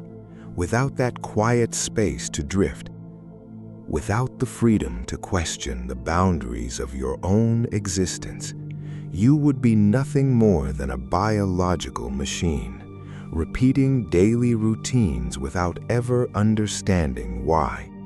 The late-night experience isn't a flaw in your biology. It is one of the most vital, beautiful features of the human condition. It is the only time your mind is allowed to exist without an agenda, in a world that constantly demands your attention, your performance, and your compliance. The dark bedroom becomes a sacred sanctuary. It is a private, quiet space where the daylight filters are stripped away, allowing you to confront the raw, unfiltered truth of your own consciousness. When you lie awake at 3 in the morning, you're not failing at sleep. You are succeeding at being present. You are participating in an ancient, silent tradition of human reflection that dates back to the very first campfires. We may never fully resolve the mysteries we encounter in those quiet hours. We may never truly understand how a collection of firing neurons can experience the vast, aching beauty of the cosmos, or why our sense of self feels so fragile and fleeting. And that is exactly how it should be. The goal of the midnight journey isn't to find neat, comfortable answers that we can file away and forget. The goal is to feel the weight of the questions themselves, to let the mystery stretch our minds until we can no longer see our ordinary lives in quite the same way. The next time you find yourself staring at the ceiling, listening to the quiet hum of the night, do not fight the silence. Do not try to force your mind back into the narrow box of daylight logic. Instead, lean into the stillness. Recognize that you are entering a rare, beautiful state of raw awareness. It is a space where the universe gets to look at itself through your eyes, and where you get to meet the deepest, most authentic version of who you actually are. The lights will go out again tonight, and the architecture of the daytime world will once again dissolve into the dark. When that happens, the silent observer within you will be waiting, ready to take you back into the deep water. If these late-night journeys bring you comfort and clarity, please consider subscribing to join us for more quiet reflections. And may you find a peaceful night and a quiet mind. The moment you tell your mind to think of nothing, you have already guaranteed that quiet is impossible. In the dark, when the house grows silent and you lie waiting for sleep, a subtle trap closes around your awareness. The very command to stop thinking requires a hidden observer inside your brain to monitor whether you are succeeding. To check if a thought is gone, that internal monitor must keep a fresh copy of the thought, waiting in the shadow of your mind. It is a silent friction occurring millions of times every night in bedroom darkness across the world. You lie still, trying to enforce silence, while your own effort generates the exact noise keeping you awake. Tonight, we will trace this quiet cognitive paradox down to its deepest biological and philosophical roots. We will explore why your mind so stubbornly resists its own commands, how your brain constructs the illusion of control, and what actually happens beneath your conscious awareness when you attempt to force your thoughts into silence. If you find peace in these late-night journeys into the mechanics of the mind, taking a quiet second to subscribe helps ensure these nocturnal explorations can continue. What feels like a personal failure to relax is actually an ancient structural feature of human consciousness. You aren't broken, nor are you uniquely bad at turning off your brain. You are simply caught inside a delicate mechanism designed to search for the very things you wish to avoid. To understand why why this happens, we have to look closely at what your awareness is actually doing during those long, breathless minutes after you turn off the lights. We tend to assume that silence is the default state of the mind, a blank canvas that appears whenever we stop working. But beneath that quiet surface, your neural circuitry operates under a completely different logic. When you demand complete mental stillness, you're asking a system built for perpetual vigilance to simply disarm itself. The harder you pull the lever toward quiet, the more tension builds within the mechanism, and that tension creates the very spark that wakes you up. Consider what actually happens in those quiet midnight hours. You lie flat on your back, staring up into the soft shadows of your bedroom ceiling. The room is quiet, save for the rhythmic hum of a house at rest. Yet your body is heavy with an artificial kind of effort. You realize that sleep will not come until your mind falls silent, so you decide to take control. You issue a single, simple command to yourself. Think of nothing. You attempt to wipe the inner screen clear. You try to picture an endless sheet of dark water, or a blank white wall, or perhaps just vast empty space. But almost immediately, a subtle physical tension builds behind your forehead. You feel the muscles around your eyes contract slightly as you push against the rising tide of your own thoughts. You are working intensely to achieve effortless peace. You are using sheer willpower to construct a void. Yet, the moment you attempt to clear your mind, an unavoidable question whispers from the darkness. Is it working yet? Have I finally stopped thinking? And in asking that exact question, the stillness shatters. This maddening loop is not a personal failure, but a fundamental characteristic of human cognition. In the mid-1980s, psychologist Daniel Wegner became fascinated by this exact phenomenon, tracing its roots back to an old story involving the Russian novelist Leo Tolstoy. As a young boy, Tolstoy had been challenged by his older brother to stand in the corner of a room and stay there until he managed to not think of a white bear. Predictably, the boy found himself completely paralyzed. The moment the bear was named, it took residence in his mind, towering over his attempts to banish it. Wegner took this simple childhood paradox and brought it into a controlled laboratory setting at Trinity University. He placed participants in a quiet room, handed them a bell, and gave them a basic set of instructions. They were told to speak their stream of consciousness aloud, but under no circumstances were they allowed to think of a white bear. If the image of a white bear popped into their mind, they were instructed to ring the bell. Within moments, the room echoed with a relentless, steady ringing. The subjects were trapped in a loop of their own making. The harder they tried to force the bear away, the more obsessively it dominated their mental space. Wegner formulated what he called ironic process theory to explain this bizarre cognitive backfire. The theory reveals that whenever we attempt to suppress a specific thought, our mind splits its workload into two separate systems that actively work against each other. The first system is the conscious operator.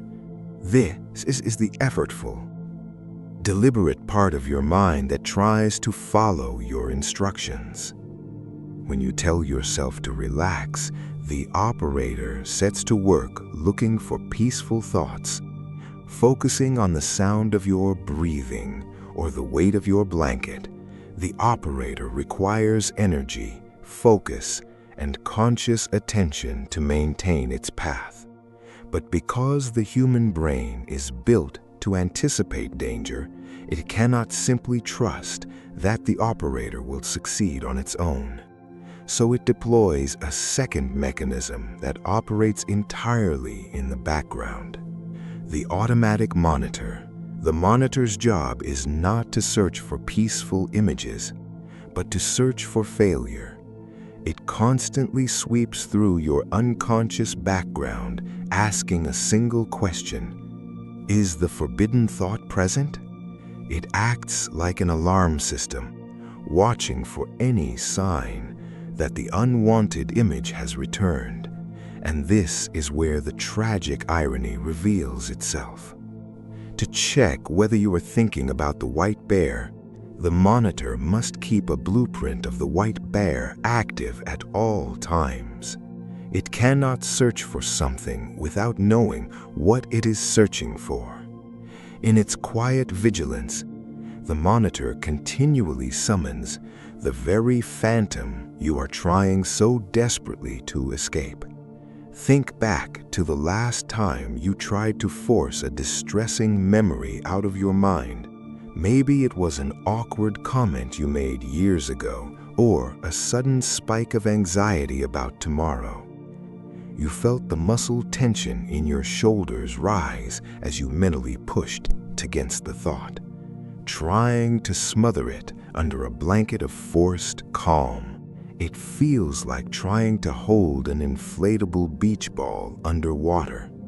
You press it down with all your strength, holding your breath, hoping it stays submerged. But the moment your grip slips even slightly, the ball shoots straight up into the air, bursting back onto the surface with twice the force. This exhaustion reveals a quiet paradox sitting at the heart of human consciousness. Our brains are built with a fundamental design contradiction when it comes to self-control. Cognitive psychologists call this framework dual process theory, and its mechanics explain why willpower so often fails us in the dark. When you attempt to silence a thought, your brain enters a battle against its own internal infrastructure. To quiet the mind, you must expend conscious energy. You have to recruit executive control networks in your prefrontal cortex, directing your attention towards something neutral like the rhythm of your breath. Yet this executive effort demands immense cognitive fuel. It is slow, deliberate, and easily fatigued. Meanwhile, the subconscious scanning processes running in the background require almost no energy at all.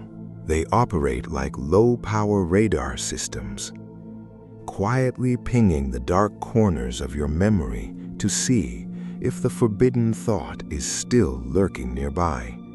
Because this unconscious scanning is effortless, it outlasts your conscious resolve every single time. As your tired brain tires late at night, your deliberate effort wanes. The low-power monitoring system continues running, completely unchecked, pulling the suppressed thought right back into the center of your awareness. This creates an eerie tension inside your head. You want peace, so you try to enforce silence. But the very act of enforcing silence generates immense internal noise.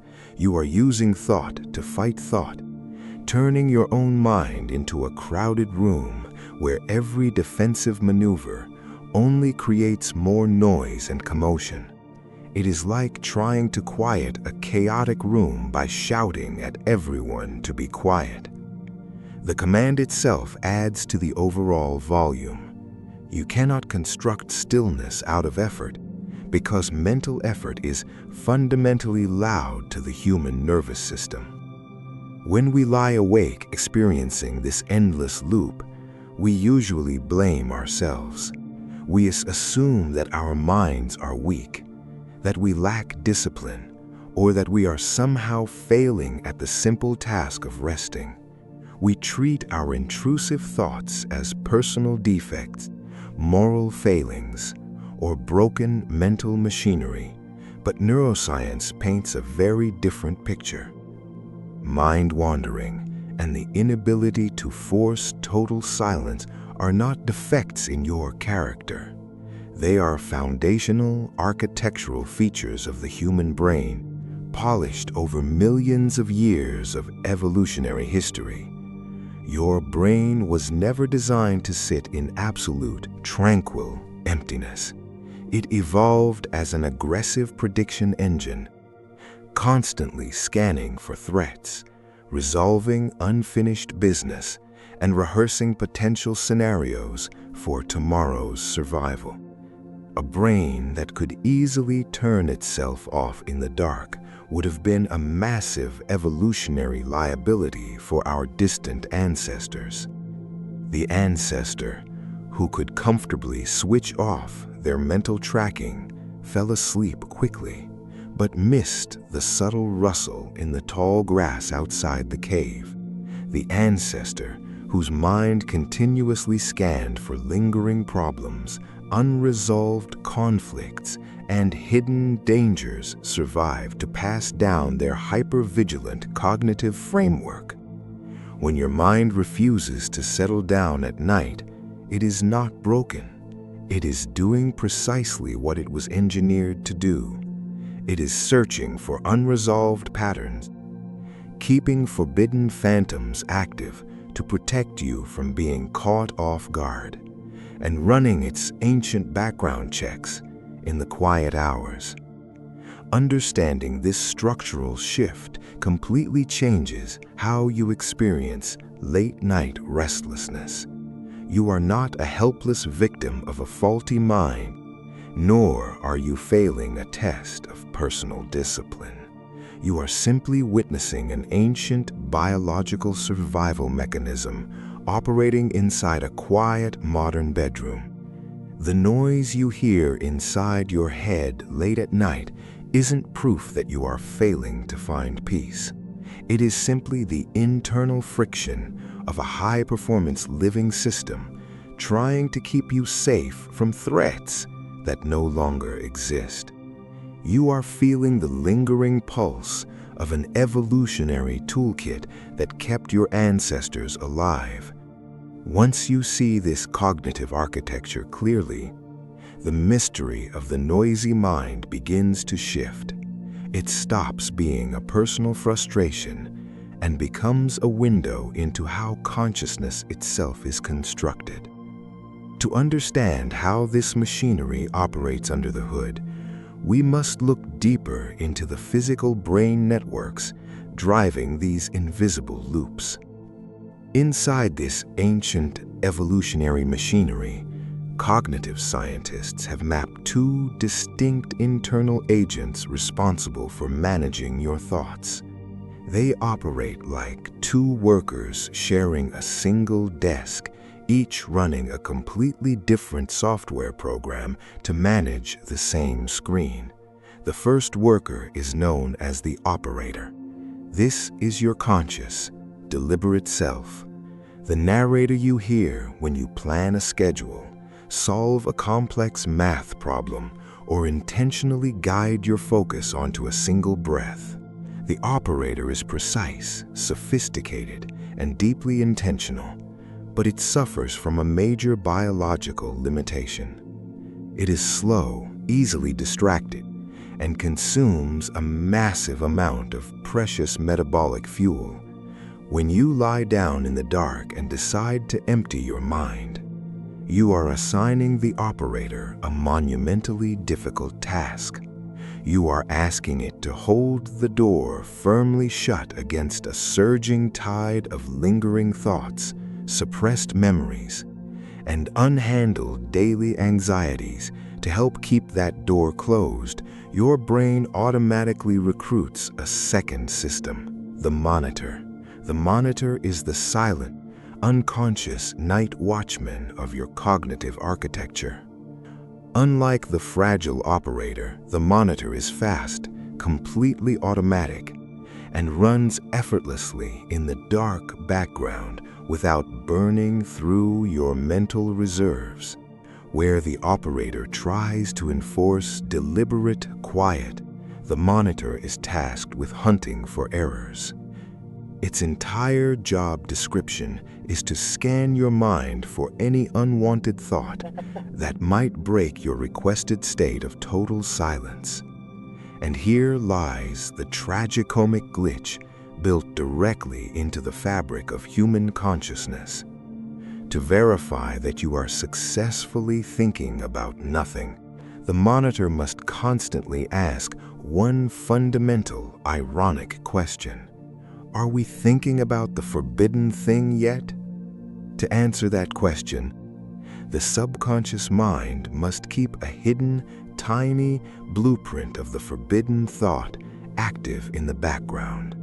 It must continuously hold the unwanted memory against your current mental state to check for a precise match.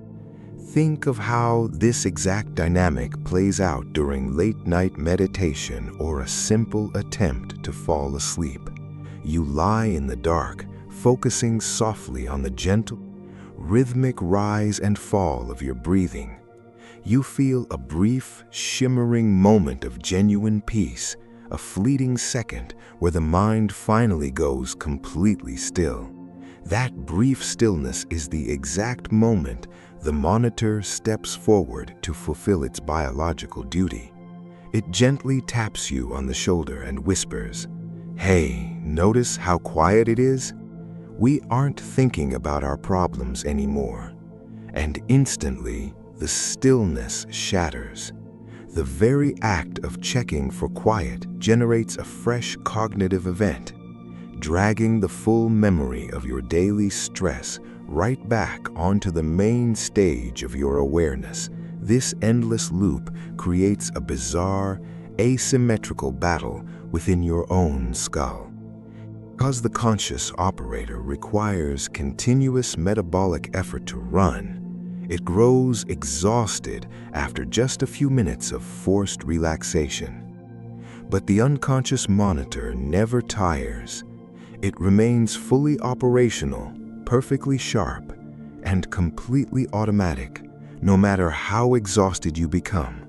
As you grow sleepier, your conscious control weakens, while the background scanning continues at full, unrelenting strength.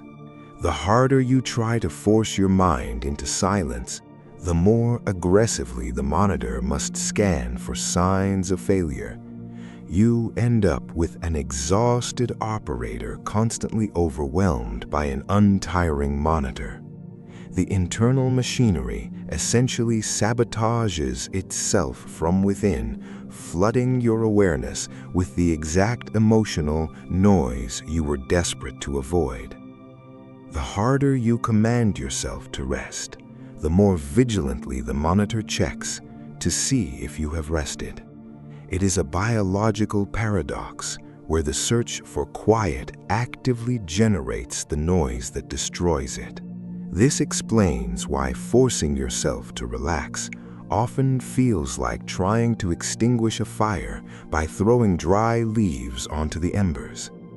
The very effort you apply generates the subtle friction that keeps the blaze burning. To see why this internal loop is so remarkably hard to break, we have to look past simple thought processes and look directly at the biological networks glowing beneath the surface of the brain.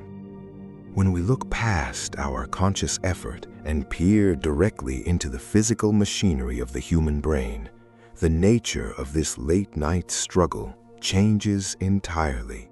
Thoughts are not ethereal phantoms drifting through an empty room. They are physical events, sudden cascades of electrical currents and chemical tides surging across billions of interconnected neural pathways inside your skull. Most of us carry a quiet, comforting assumption about how our brain operates when the sun goes down. We assume that when we lie back in the dark and surrender our daily focus, our internal circuits slowly power down into a peaceful standby mode. We like to imagine our mind as an empty, darkened theater where the screen goes blank and the projector stops spinning for the night. Yet modern neuroscience reveals a reality that is far stranger and deeply counterintuitive. When you pull the blankets up and attempt to retreat into absolute quiet, the electrical storm inside your head does not settle down at all. In fact, expansive regions of your neural tissue do the exact opposite, glowing far brighter in the darkness. The precise moment you stop concentrating on an external task, these hidden biological networks suddenly flare to life with intense, highly coordinated energy. It is as if an uninvited crew arrives the very second you step away from the steering wheel, taking over the quiet house while you are trying to rest. This physical reality creates a profound psychological trap that you have likely felt dozens of times without ever knowing its exact name. The biological systems that govern your memories, your sense of self, and your internal speech operate under strict mechanical rules that actively resist your conscious commands. To understand why a forgotten worry or an awkward moment from 10 years ago suddenly fills your awareness at 2 in the morning, you have to examine how these subconscious systems process information under pressure. What you discover is a hidden cognitive glitch that makes genuine mental quiet nearly impossible to achieve through pure willpower. When you try to force a thought into the dark, your brain engages in a process known as semantic priming. In daily life, semantic priming is a remarkably helpful feature of human cognition. It is the reason why hearing the word doctor instantly prepares your brain to recognize the word nurse a fraction of a second faster. Your mind naturally creates webs of association, pre-activating related concepts so you can navigate the world with speed. But when you attempt to suppress a specific memory or worry, this mechanism turns inside out. To keep an unwanted thought away from conscious awareness, your subconscious mind must constantly search its network for any concepts linked to that thought.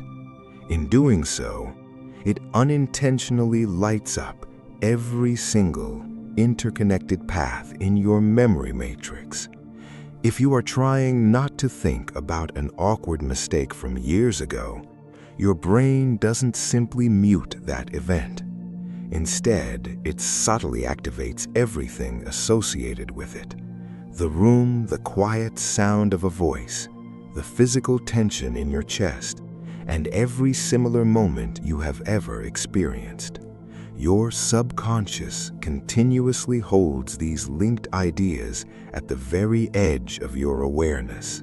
This creates what cognitive psychologists call the hyperaccessibility effect. The very act of forbidding a thought leaves it primed and sitting at the top of your mental queue. It becomes far more accessible to your mind than almost any other thought you could have. It sits like a pressurized valve, waiting for the slightest drop in your defenses to burst back into view.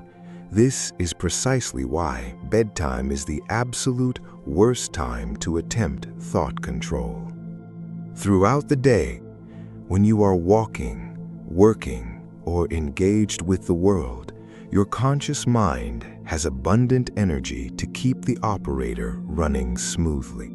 External tasks absorb your active attention, keeping unwanted thoughts suppressed beneath the natural noise of daily existence. Late at night, however, the dynamic changes. You are tired, your cognitive resources are depleted, and your conscious operator slows down. Yet your implicit monitor, driven by automatic, low-energy processes, keeps running at full strength in the quiet dark. Under this heavy cognitive load, the balance shifts completely in favor of the monitor. The subconscious continues to search for and prime the forbidden concept, but your exhausted operator no longer has the cognitive strength to construct alternative thoughts to replace it. The unwanted idea does not just return. It floods your empty mind with heightened, exaggerated intensity, taking over your internal voice entirely. This reveals a fundamental myth about human mental control. The widespread belief that if you simply try harder, you can force your mind into submission. Most of us assume that if an anxious prediction keeps intruding, it is because we haven't exerted sufficient mental force or discipline. In reality, neuroscience demonstrates that fighting harder against an intrusive thought while exhausted is fundamentally counterproductive. Increasing your effort during late-night suppression only feeds the monitoring process. You are effectively fueling the very engine that brings the suppressed thought to light, creating a cycle of heightened arousal and deeper wakefulness. The harder you try to push the unwanted thought out of the room, the more brightly its outline glows against the dark. You are trapped in a cognitive architecture that turns your own conscious willpower into the primary instrument of your distraction. The brain is not broken when this happens. It is operating strictly according to its hardwired design. Understanding this hyper-accessibility trap changes how we view those long, restless hours in the middle of the night. That recurring thought is not arriving because you lack discipline. It is surfacing because your brain's implicit machinery is working as designed, preloading information that your effortful control systems are too exhausted to filter out. And yet, understanding hyperaccessibility only brings us to the edge of an even deeper mystery. Because while these psychological traps explain why specific thoughts surface, they do not explain the strange, restless stage upon which these thoughts appear. The underlying neural network that lights up the moment you close your eyes. When you step away from the daytime world and lie down in the dark, you might naturally assume your brain begins to wind down its operations. You expect the complex biological machinery to slowly quiet its engine, dimming its internal lights as external demands evaporate into the night. For decades, early neuroscientists operated under a remarkably similar assumption. They believed that a brain deprived of sensory input was a system entering a passive state of rest. In this classical view, mental activity was driven almost entirely by external stimulation. When you were reading, navigating, or solving a problem, the brain turned on. When the task ended and you closed your eyes, the machinery turned off. Modern neuroimaging eventually demolished this simple picture, revealing a deeply unsettling reality. When you lie still in complete silence, your brain does not quiet down at all. Instead, a massive, interconnected circuit of deep brain structures suddenly roars into action. Neuroscientists refer to this complex web of neural regions as the default mode network. Throughout the waking day, when your attention is consumed by external tasks, your brain relies on what are called task-positive networks. These goal-directed circuits channel your mental energy outward, keeping you tethered to the concrete details of the environment surrounding you. When those external demands fade away at night, the task-positive networks gradually decouple and go dim. But remarkably, the brain's baseline metabolic consumption drops by barely 5%. That vast reservoir of biological energy does not disappear into restful stillness. It is immediately diverted inward, driving a dramatic surge in intrinsic neural oscillations, coordinated electrical tides that sweep rhythmically across your entire cortex. This biological reality directly dismantles a fundamental myth about human mental quietude. We tend to believe that a quiet room guarantees a quiet mind. We assume that if we simply strip away external light, sound, and physical movement, our inner neurological activity will naturally drop into a peaceful silence. But modern neuroscience demonstrates that the exact opposite takes place. A brain liberated from external work is not a sleeping engine. It is an engine that has simply shifted its immense processing power toward a purely internal domain. The default mode network is, at its core, the brain's internal story generator. It is the precise anatomical architecture designed to continuously construct your sense of personal self, organize past memories, and simulate potential tomorrows. When you lie awake in bed, attempting to force your mind into total blankness, you are unknowingly creating the ideal environment for this story-generating engine to flourish. You have cleared away every external distraction that normally keeps it in check. Deprived of incoming sensory signals, the default mode network reaches deep inward for raw material. It begins pulling forgotten memories out of storage, highlighting unresolved personal conflicts, and constructing vivid projections of future troubles. The silence of your bedroom does not silence your brain. It hands full control over to the system built specifically to ruminate on your life, your past mistakes, and your uncertain identity. Sitting alone in the dark causes this internal network to glow red-hot with activity, generating an endless stream of mental chatter at the precise moment you crave total peace. These intrinsic neural rhythms reveal that mental stillness is never truly passive. The human brain simply does not know how to sit in a vacuum without populating the dark with structure and meaning. When you demand that your mind stop thinking, you are attempting to override a deeply ancient evolutionary mechanism. The default mode network evolved to protect you, utilizing quiet downtime to evaluate social dynamics, process emotional memories, and plan for upcoming threats.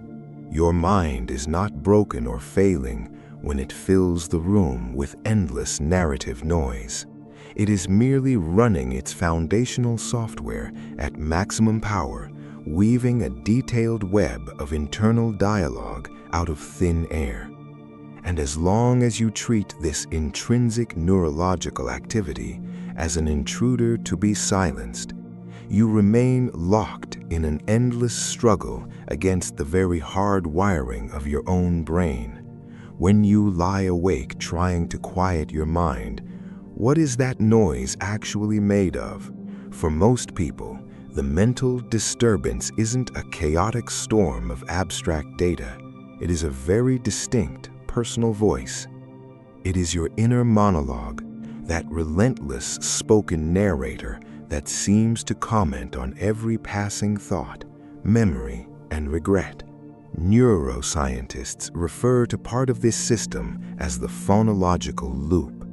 It is a specialized component of your working memory that processes verbal information.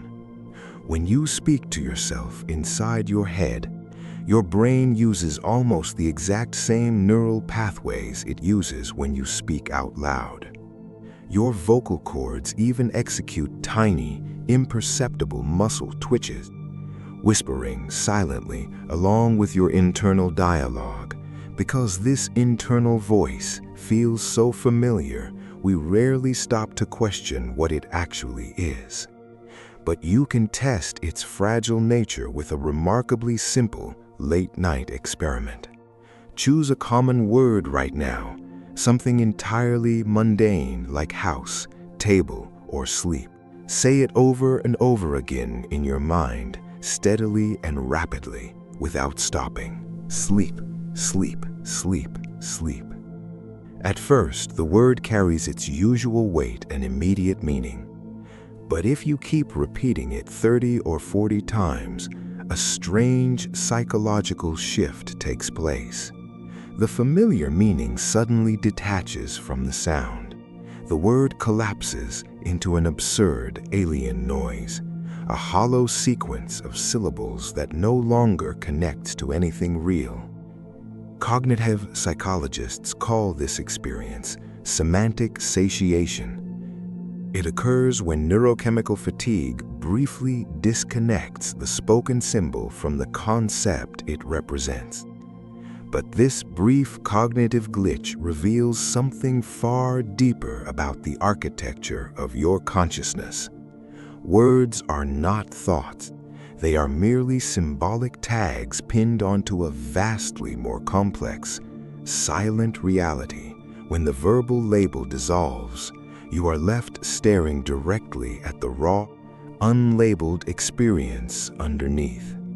You realize that your mind was holding the idea of sleep long before you muttered the word to yourself. The internal voice was never the origin of the thought. It was only the secondary echo, arriving after the fact to summarize what had already occurred. This brings us face to face with the phenomenon of non-linguistic cognition. Thoughts exist in your mind long before language ever arrives to translate them into sentences.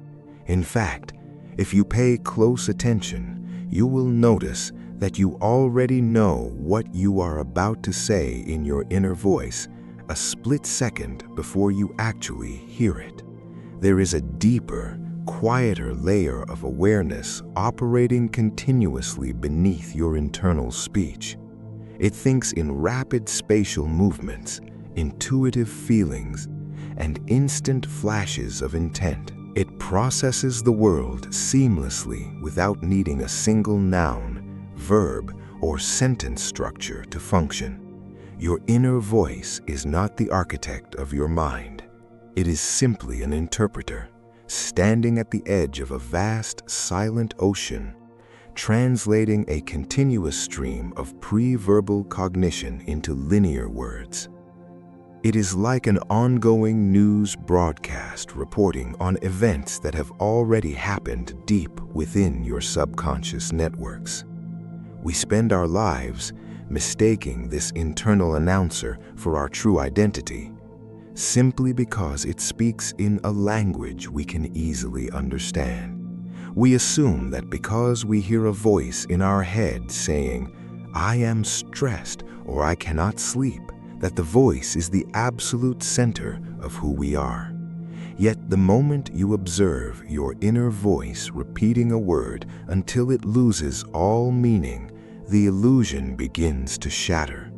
If the internal monologue is merely a translation tool, and if thoughts exist before language ever touches them, then a subtle and destabilizing question begins to emerge from the darkness. Who is the entity that steps back to watch this translation happen? If your thoughts are generated silently before you speak them, and if your inner monologue is just an automated echo, then who is the one actually listening to the noise? The mystery is no longer just about how the brain functions, but about who you truly are when the room goes completely quiet.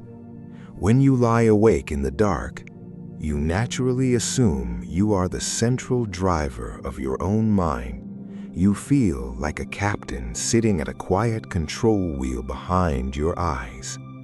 It seems completely obvious that you are the conscious author of every idea that enters your head. You believe that when a forgotten memory surfaces, you retrieved it. When a sudden insight arrives, you feel like you invented it. But the moment you turn your focus inward and observe how thoughts actually appear, that comfortable certainty begins to fracture.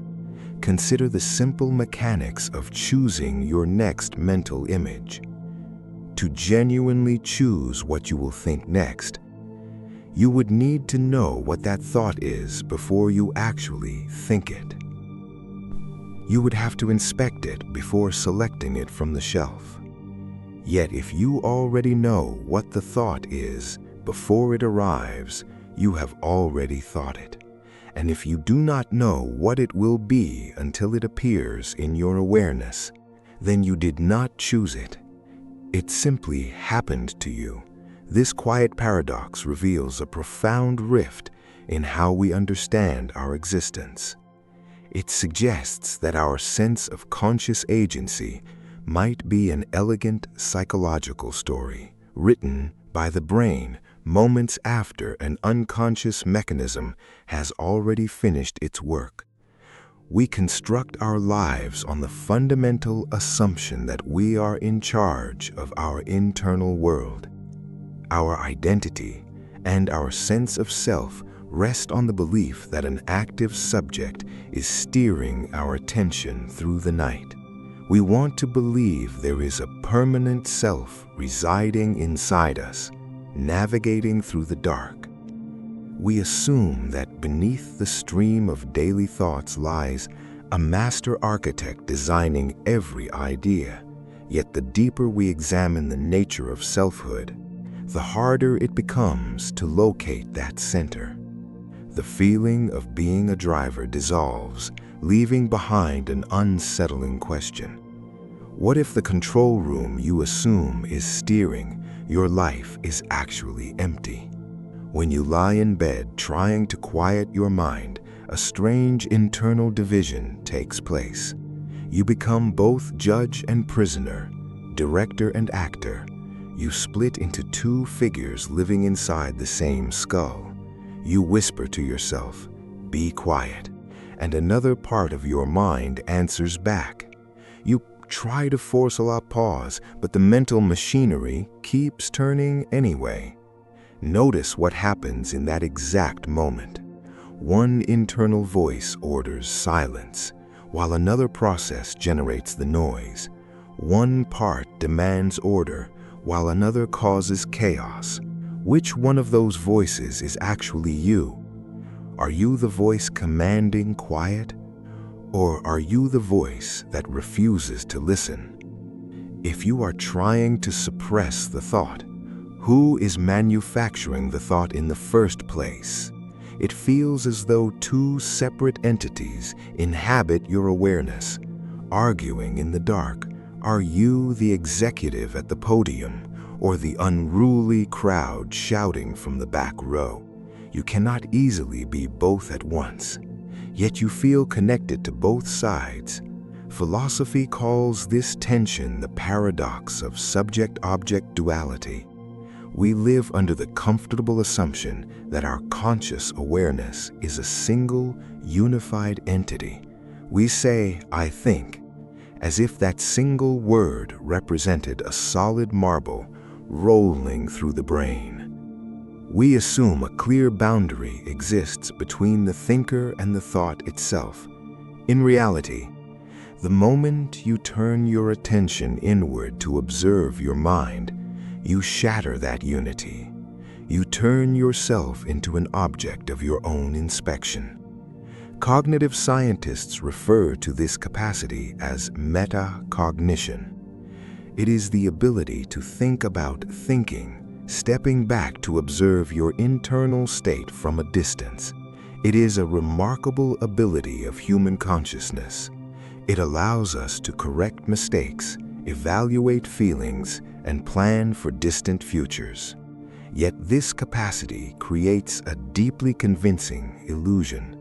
It tricks us into believing a tiny observer sits in a private theater inside the skull, watching our lives. Philosophers have a name for this trap. They call it the homunculus fallacy.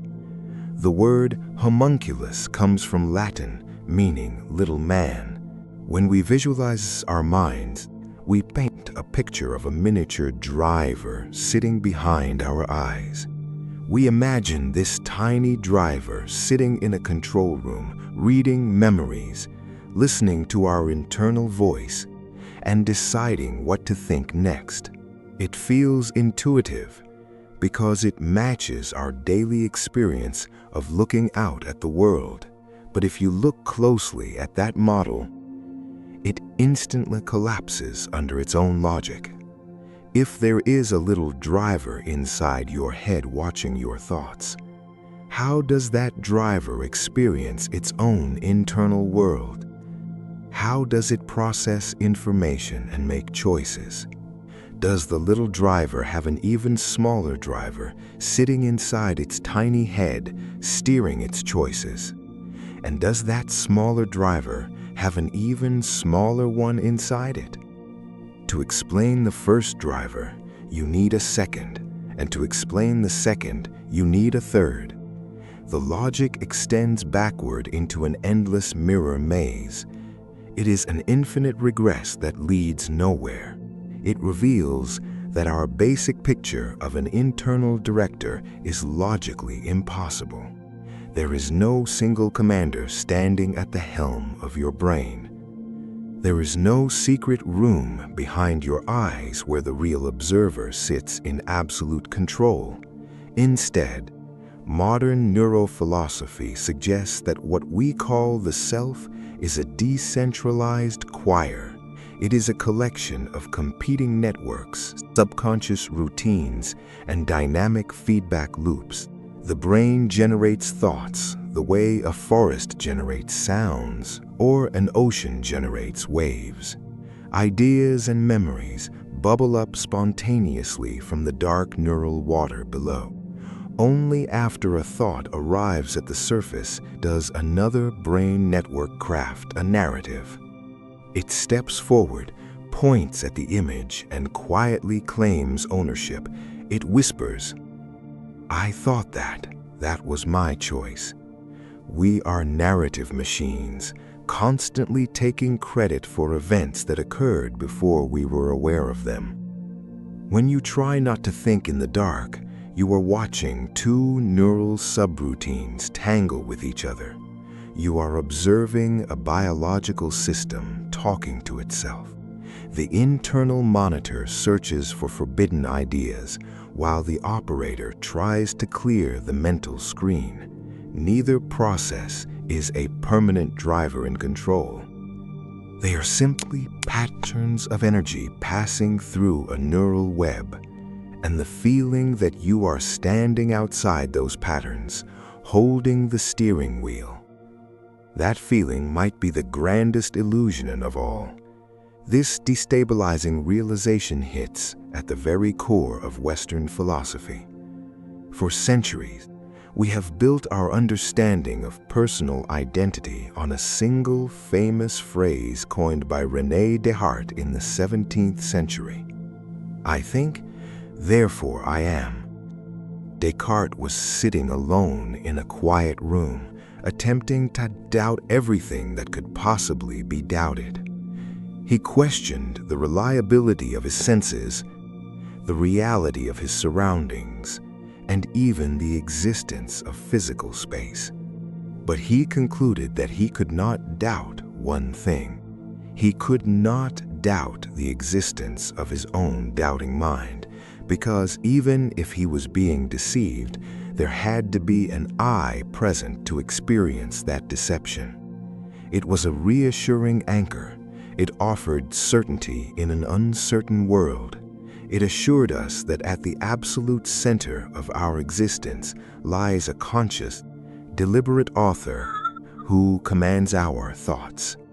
But if you pay close attention during those quiet hours when sleep refuses to come, a subtle flaw begins to appear in Descartes' logic.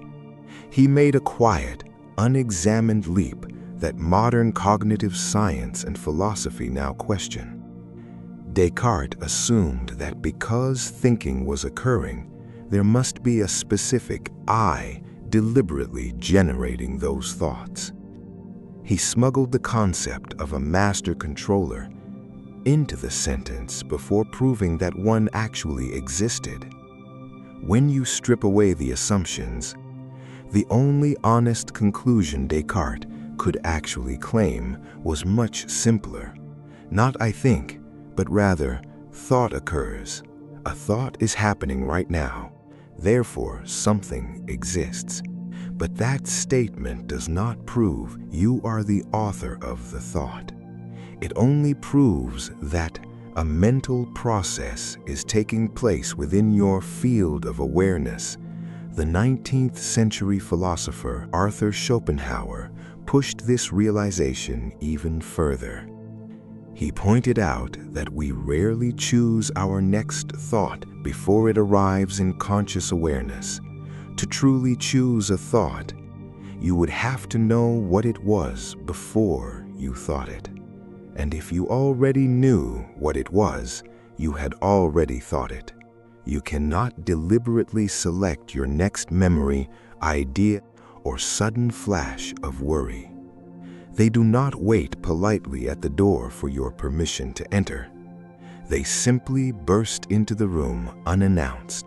Schopenhauer famously observed that a person can do what they will, but they cannot will what they will.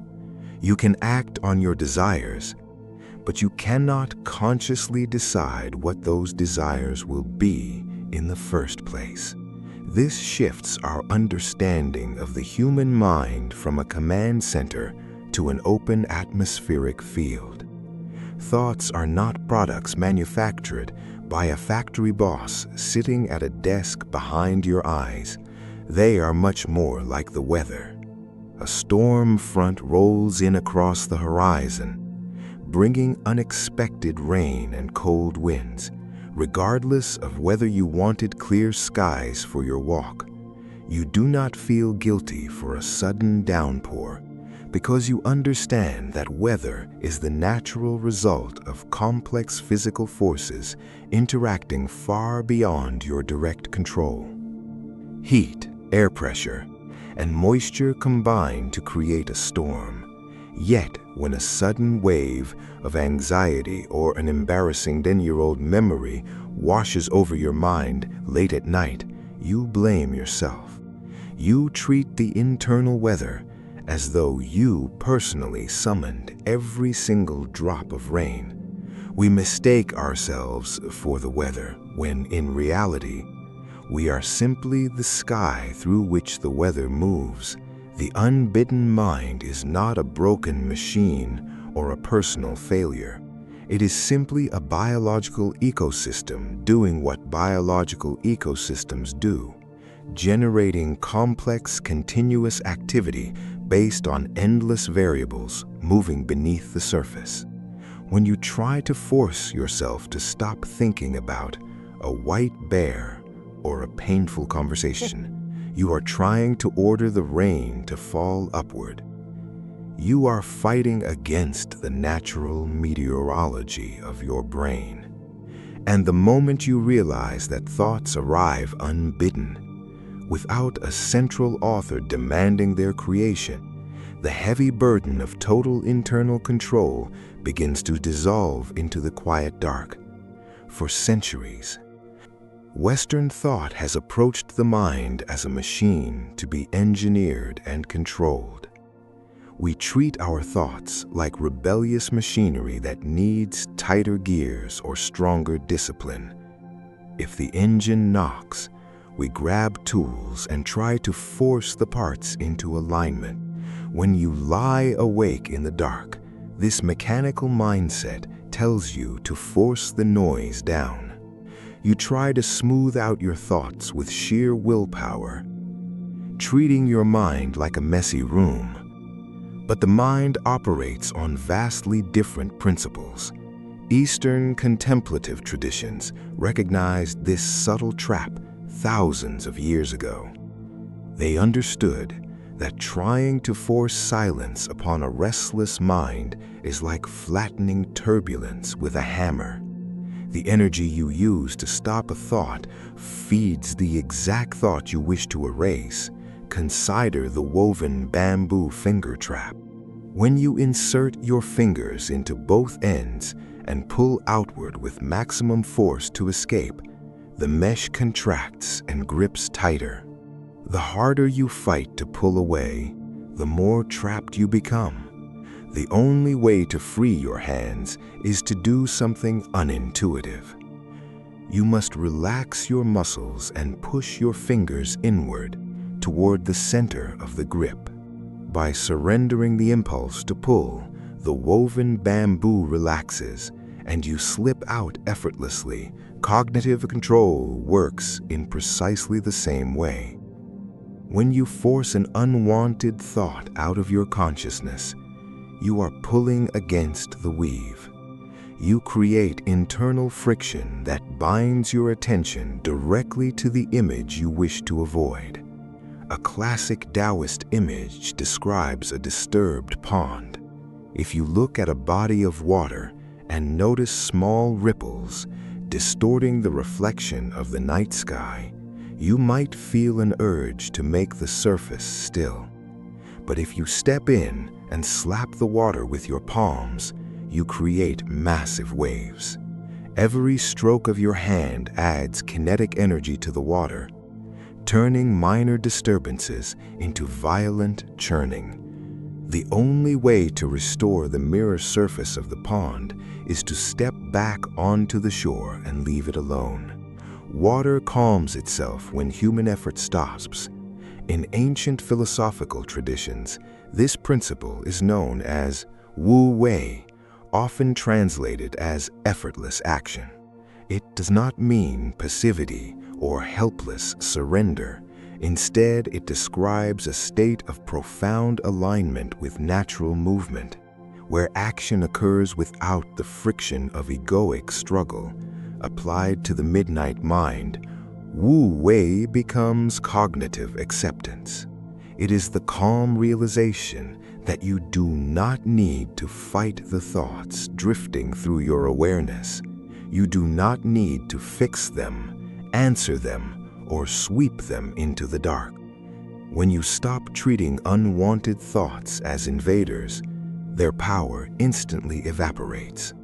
An embarrassing memory or a sudden spark of worry only stays alive because conscious resistance feeds it attention. If you observe it without pushing back, the thought runs out of fuel. Mindfulness in this context is not a tool for manufacturing silence. It is the practice of allowing the mind to be noisy without taking the noise personally. You sit on the bank of the river and watch debris float past without jumping in to push the logs downstream. This radical shift from control to allowance fundamentally changes your relationship with yourself. Silence is not something you build through strenuous mental exertion. Silence is the vast background field that was already there before the noise began, waiting quietly beneath every passing disturbance. Yet this opens an even stranger question that reaches beyond psychology into the fundamental physics of reality itself. Why should a system as complex as human consciousness operate on principles of field dynamics rather than rigid mechanical control? When we look closely at how thoughts arise, decay, and dissolve into nothingness, we see patterns that mirror physical laws governing energy and information across the cosmos. The subtle struggle inside your mind late at night might not just be a psychological quirk. It may be a direct reflection of how information itself behaves when order contends with disorder across the universe. To understand why forcing your mind to be quiet feels like swimming against a cosmic current, we have to look past the immediate boundaries of human biology. We tend to view our thoughts as private, weightless experiences, trapped inside the skull, disconnected from the rest of existence. But in truth, consciousness is a physical process occurring inside a physical world, bound by the exact same principles that govern stars, heat, and raw information across the cosmos. When you lie awake in the dark, attempting to force complete order upon your brain, you are trying to enforce silence on a vast thermodynamic engine. Systems in nature rarely quiet down simply because an observer demands it. Left to themselves, high-energy biological systems drift, scatter, and seek equilibrium through constant internal motion. This is far more than a poetic metaphor. In modern physics and computational theory, information is no longer treated as a purely abstract human concept, but as a fundamental constituent of reality, as real as mass or gravitational fields. Every firing neuron, every transient mental image, and every unspoken sentence is a physical state containing structured data, and structured data always carries a continuous energetic cost. The moment you attempt to isolate your conscious attention from the natural, chaotic noise of its underlying system, you enter into direct tension with the thermodynamic rules that shape everything around you. This brings us to a profound shift in our understanding of the quiet midnight vigil. What if your late-night mental noise is not a personal failure or a glitch in your individual brain? What if it is actually a local, intimate expression of universal information dynamics doing exactly what complex physical systems are designed to do? To trace this mystery to its true depth, we have to examine how order and disorder interact at the absolute scale of physical law. Because inside every darkened bedroom, the silent struggle to suppress an unwanted thought is quietly paying a direct, measurable thermodynamic tax to entropy itself. In information theory, absolute silence is not actually the default state of a complex system. Silence requires a remarkably precise arrangement of matter and energy, a pristine, non-random state where every variable is locked into total stillness. To achieve complete internal quiet, every single signal in your biological neural network must be held at a uniform baseline, leaving no room for unexpected variance. A single active thought, by contrast, represents information entering the system. It breaks the uniform symmetry, introducing dynamic patterns, electrical ripples, and shifting computational branches. When you demand that your brain generate no thoughts whatsoever, you are actually demanding that it maintain a state of maximum informational order. In physical terms, maximum order is statistically the rarest, most fragile state a complex system can occupy. The second law of thermodynamics tells us that closed systems naturally evolve toward maximum entropy, spreading out energy and favoring disorder over rigid structure. Left alone, physical states scatter into probability, moving away from neat patterns toward messy equilibrium. When applied to human consciousness, this law suggests that a steady stream of unbidden thoughts is not an anomaly. It is the natural thermodynamic decay of a living engine. Your brain is a non-equilibrium physical system constantly dissipating energy, and mental drift is simply entropy playing out across a network of 86 billion neurons. To force total cognitive order against this natural entropic drift requires continuous physical work. You cannot compress a gas into a tiny corner of a room without burning fuel and pumping energy into the container. In the exact same way, you cannot compress a biological mind into absolute quiet through force without paying a steep thermodynamic prices. When your conscious mind tries to suppress an unwanted memory, it exerts active control. Neurons fire intensely in executive regions to inhibit activity elsewhere, burning glucose and expending metabolic fuel at a relentless pace.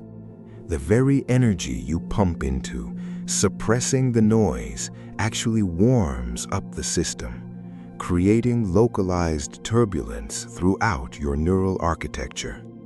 By attempting to cool down one specific mental spark, you heat up the biological engine around it. The deliberate act of suppression increases overall cognitive entropy behind the scenes, creating a chaotic backdrop of heightened metabolic stress. You try to build an island of perfect order, but the physical work required to build it floods the surrounding waters with energetic waste. This creates a profound paradox at the heart of conscious effort.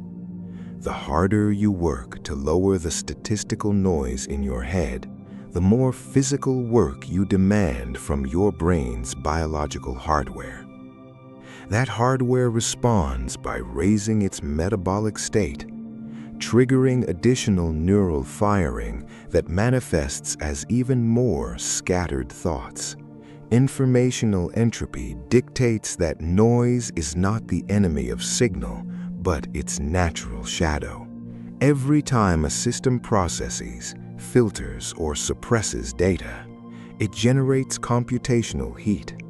In a living brain, that heat translates directly into restless internal momentum, the subtle electrical humming that keeps you awake long after you turn off the lights. You cannot reduce a complex thermodynamic system to zero entropy from within the system itself. The conscious effort to silence a thought is itself a loud, energetic event that changes the state of the system you are trying to calm. It is like trying to extinguish a tiny flame by blowing across a pit of dry embers. The moment you expend effort to clamp down on the mind, you stir up the very dust you hoped would settle. The mind cannot be forced into quietude through exertion, because exertion is the literal generation of internal heat. Silence cannot be built out of work. It can only exist when the energetic tax of control is finally surrendered. When you stop fighting the natural drift of your internal world, the system stops generating the extra thermodynamic noise of resistance. The entropic currents continue to flow, but without the intense friction created by your deliberate effort to stop them. And in that shift from active resistance to passive drift, something quiet begins to settle. Consider what a thought actually is before you pay direct attention to it. In the background of your mind, long before a clear voice speaks, there is a vast cloud of potential. Unformed impulses, half-remembered shapes, and faint emotional tones float in quiet ambiguity. They aren't fully formed sentences or clear images yet. They exist as a wide field of subtle possibilities, lingering in the dark corners of awareness. In quantum physics, particles exist in a state of superposition before they are measured. A single electron doesn't sit neatly in one specific location. Instead, It spreads out as a wave of probabilities across space. It occupies multiple potential states all at once, hovering in pure potential.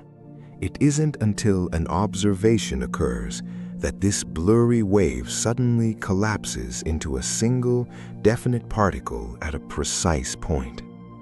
Your internal world operates under a strangely similar dynamic. When you aren't looking directly at your mind, your subconscious generates a vast array of simultaneous, half-baked thought patterns. A distant worry, a fragment of a song, and the warmth of a memory drift together in the dark. None of them take total control, and none force themselves into crisp focus. They remain soft, fluid, and indefinite, existing purely as quiet potential. But the moment you turn your conscious gaze inward to ask what you are thinking, everything changes. Self-observation acts like a measurement device inside your mind. The moment your internal spotlight swings around to inspect the darkness, that floating cloud of possibility collapses into something concrete. The fluid wave of ambiguous feeling instantly snaps into a sharp mental object. Suddenly, you aren't just feeling a vague background shift. You are thinking a specific, articulated thought. I am worried about tomorrow, or I cannot fall asleep. The gentle terrain vanishes, replaced by a solid narrative demanding full attention. By trying to observe the thought, you literally construct its final form. This creates a deeply strange, almost spooky paradox in how we experience our own minds. You can never truly catch a thought in its natural, unobserved state. The moment you look for it, your very act of looking forces it to materialize into something solid. It is like turning on a light quickly enough to see what darkness looks like. The light itself destroys the state you sought to observe. When you try to fall asleep, this internal observer effect becomes aggressive. You lie in the dark, constantly turning attention inward to inspect your mind's silence. You ask yourself if your mind is quiet yet, or if you are starting to dream. But that probing glance acts as a direct observation. It reaches into the delicate, shifting cloud of pre-sleep thoughts and forces them to collapse into clear awake logic. You freeze the dynamic, fluid ocean of the subconscious into heavy ice. The unobserved mind was actually drifting closer to sleep, wandering through surreal shapes that had no fixed meaning. But your sharp, curious glance snaps the brain back into structured definition. You measured the state of your mind, and in doing so, you altered the outcome. This introspective observer effect reveals a fundamental truth about human awareness. We often assume that thoughts exist independently, sitting on mental shelves, waiting for us to notice them. But attention is not a passive mirror reflecting a pre-existing reality inside your brain. Attention is an active, intrusive force that constantly shapes and crystallizes whatever it touches. The mind in the dark is naturally fluid, interweaving thousands of subtle signals without needing to define any single one of them. It thrives on vagueness, moving smoothly between half-realized images and quiet physical sensations. When left alone, it naturally drifts toward the loose state required for sleep. But the moment you demand clarity, you destroy that gentle ambiguity. You force the brain to stop hovering in comfortable uncertainty and pick a single, definite reality. Usually, that chosen reality is the frustrating realization that you are awake, staring at the ceiling, trying to catch something that vanishes when you look at it. The tool you use to check for stillness is the exact instrument that breaks the peace. There is a profound, quiet, uncanny feeling in realizing that your attention acts as a filter on reality. You cannot observe your own mind without altering its path. The thoughts you struggle against at night are not cold, independent intruders that forced their way inside. They are often the direct, materialized result of your own vigilant gaze searching for quiet. If conscious thought is merely the light catching the surface of the water, then the human mind itself is an ocean of almost unthinkable depth. What you call your daily awareness is just the thin white foam riding the crests of those ocean waves. It is bright, restless, and briefly caught in the sun before dissolving back into the cold black water below. Beneath that thin, flickering surface stretches thousands of meters of dark, untroubled depth. This hidden interior space is not an empty abyss. It is densely packed with the massive, quiet weight of biological consciousness, holding trillions of subtle neural signals that never reach the narrow spotlight of your deliberate attention. Every breath your lungs pull in without asking permission, every rhythmic heartbeat echoing softly against your pillow, every silent shift in skin temperature rests within this depth. Huge archives of unexpressed neural data hum continuously beneath your intentional thinking. You exist on top of an enormous biological library that never utters a single spoken word. Most of what your brain holds will never be translated into formal language. We tend to mistake our internal monologue for the totality of our mind simply because it speaks in sentences we easily recognize. But spoken language is a relatively late evolutionary arrival, a thin surface film floating over ancient, wordless neurological machinery. When language falls quiet in the late hours of the night, the underlying structure of your consciousness remains entirely intact. The mind does not vanish or shrink when the inner voice goes quiet. In fact, your awareness becomes vastly more expansive, freed from the strict linear chain of subject, verb, and formal grammar. Your subconscious retains life experiences not as neatly indexed file records, but as deep sensory patterns and physical reverberations. It stores the exact rough texture of a wooden floor from early childhood, the forgotten geometry of a bedroom you slept in decades ago, and the precise scent of cold autumn rain on wet stone.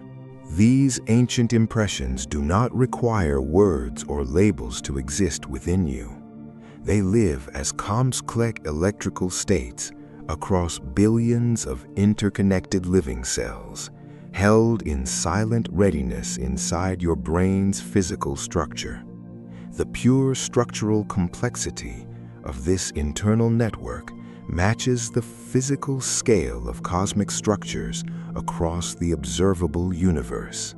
There are more potential neural pathways branching through your brain than there are visible stars scattered across the vast night sky. When you lie still in the dark, you are feeling the quiet gravitational weight of that immense internal galaxy. The heavy, endless feeling that settles over you at midnight is not an illusion or a trick. It is the raw, breathtaking scale of your own biological existence making itself felt through the When you stop trying to verbally label your internal state, you step into a vast, timeless territory. Stripped of language, an old memory is no longer a rigid story you repeat about the past. It becomes a pure physical resonance, a quiet wave of raw feeling moving through living tissue in the present moment. Without the constant chatter of your internal narrator, time itself begins to lose its rigid boundaries. Past events, present sensations, and future possibilities dissolve into a single, unified experience of simply being alive right now. The deep void inside you is not a frightening, hollow vacuum to be feared or desperately filled with noise.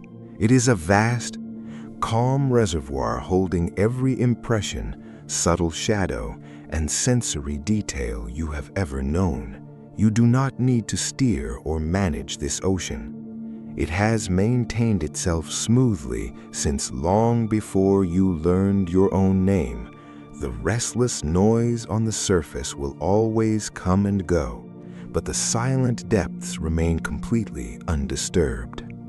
Notice how gently the dark bedroom holds you as you rest inside this vastness. The cosmic scale inside your head is not pulling you away from reality.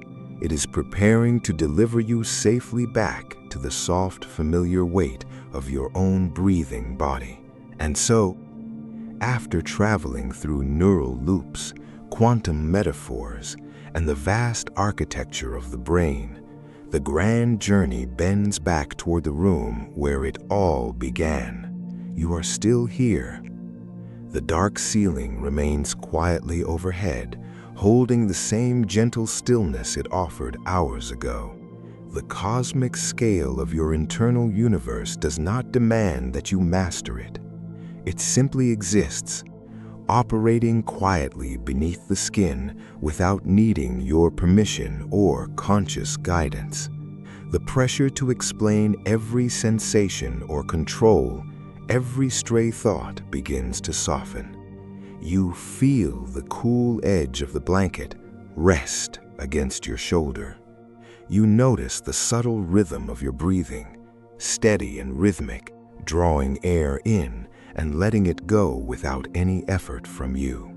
The body knows how to keep living even when the analytical mind grows weary. All the complex theories about attention, memory, and cognitive entropy suddenly fade in importance.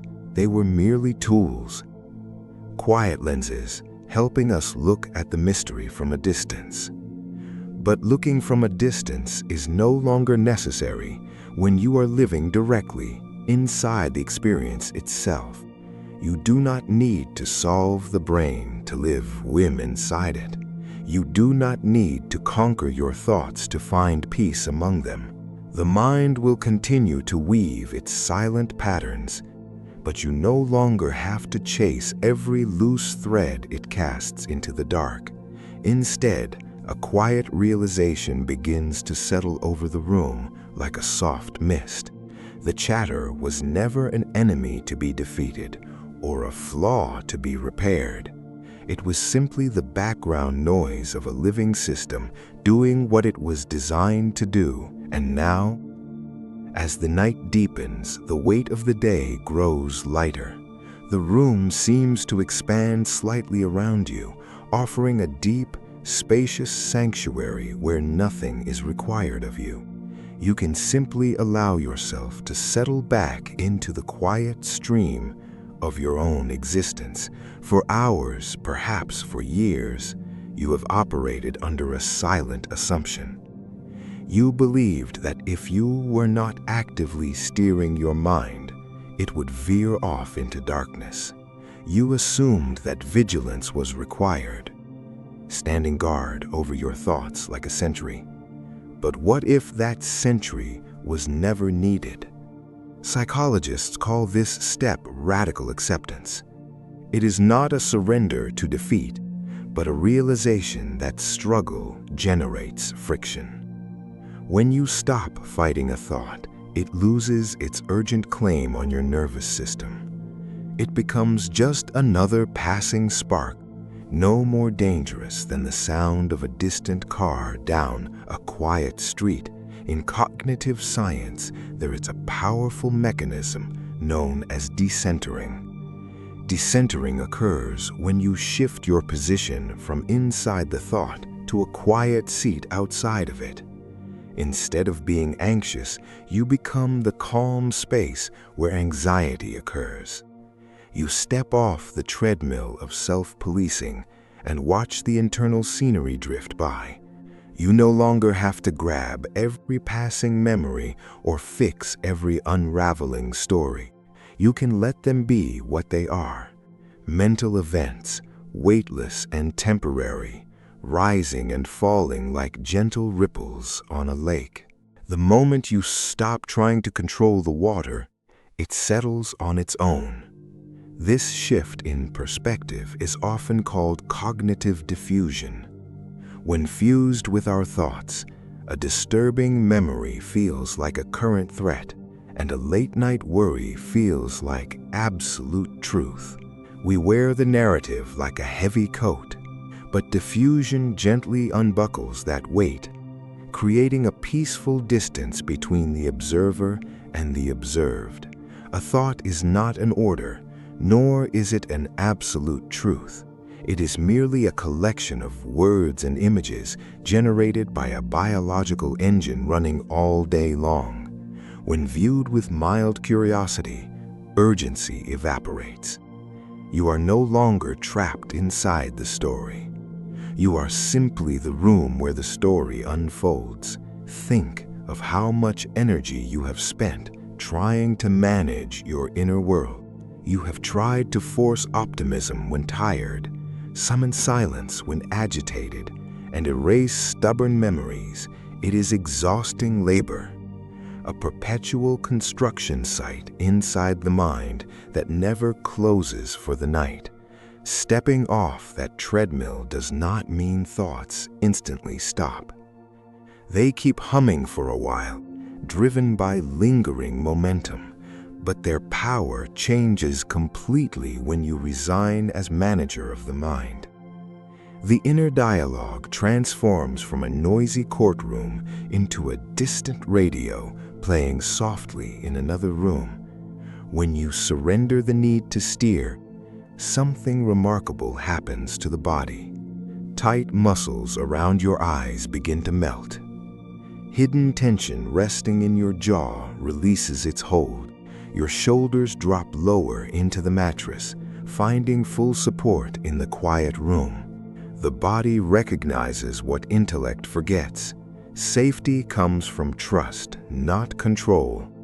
You trust your heart to beat without instruction. You trust your lungs to draw breath without conscious effort. You can extend that same trust to the brain itself. It knows how to wind down when lights go out, sorting through your day without help from your waking ego, so you can lay down the burden of self-policing. You do not need to monitor whether you are relaxing fast enough or whether your mind is quiet enough for sleep. Every time a stray thought bubbles up, you can acknowledge its arrival without inviting it to stay. You let it float past like a midnight cloud. There is immense freedom in realizing you are not the driver, but the space through which the journey unfolds.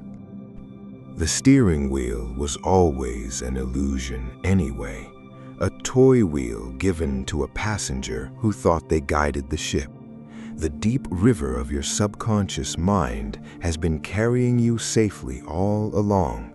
Now, resting in this stillness, the quiet surrounding you feels less like an empty void and more like a warm sanctuary. The dark room holds you securely, requiring nothing, asking for no answers, and expecting no decisions. You are completely free to just exist. The night stretches out endlessly before you, spacious and soft. Every breath out carries away another tiny fragment of effort, leaving behind an uncomplicated ease. You are safe here, floating peacefully in the quiet stream of an unburdened mind. True mental stillness feels nothing like a sterile vacuum. We often picture quietness as an empty room stripped of all light and sound, a flat line of sensory deprivation. But genuine peace within the human mind is something far richer and vastly more inviting. It is not an absence, but a wide and effortless presence known as panoramic awareness. In this state, you stop shining a narrow spotlight on every intrusive thought or stray noise. Your focus gently diffuses, expanding outward until it encompasses the entire room. The faint creak of the house settling or the soft whir of a fan ceases to be an annoyance. These sounds no longer interrupt your search for silence because they are no longer competing with it. You begin to discover a profound truth about the nature of stillness. Silence is not the total lack of sound, just as space is not the total lack of matter. Silence is the fundamental canvas upon which every sound is painted. It is the vast, patient background that allows a distant car engine or a soft sigh to exist in the first place. Without the spacious void of silence beneath it, no sound could ever be heard. When you recognize this, your entire relationship with your surroundings transforms. You no longer need the world around you to sit in absolute, unnatural stillness before you permit yourself to rest. You simply let the ambient quiet hold everything together. This realization opens a deep level of non-judgmental presence. Instead of evaluating every sensory input as a potential threat to your sleep, you allow every sensation to just be. A sudden draft against your skin or a brief flicker of memory is no longer a problem to solve. They are merely brief ripples floating across a warm ocean. When a distant dog barks or wind rustles the window pane, you do not brace against it. You do not try to fix the noise or push it out of your bedroom. Instead, you breathe right into the sound, letting your breath expand around it like soft velvet. You offer no friction to the moment, so the moment causes you no strain. The mind stops sorting experience into categories of pleasant and unpleasant. In this quiet expanse, everything is granted permission to simply occur. Thoughts drop their urgency when they realize no one is arguing with them. Sounds lose their sharpness when they find no resistance to bounce off of.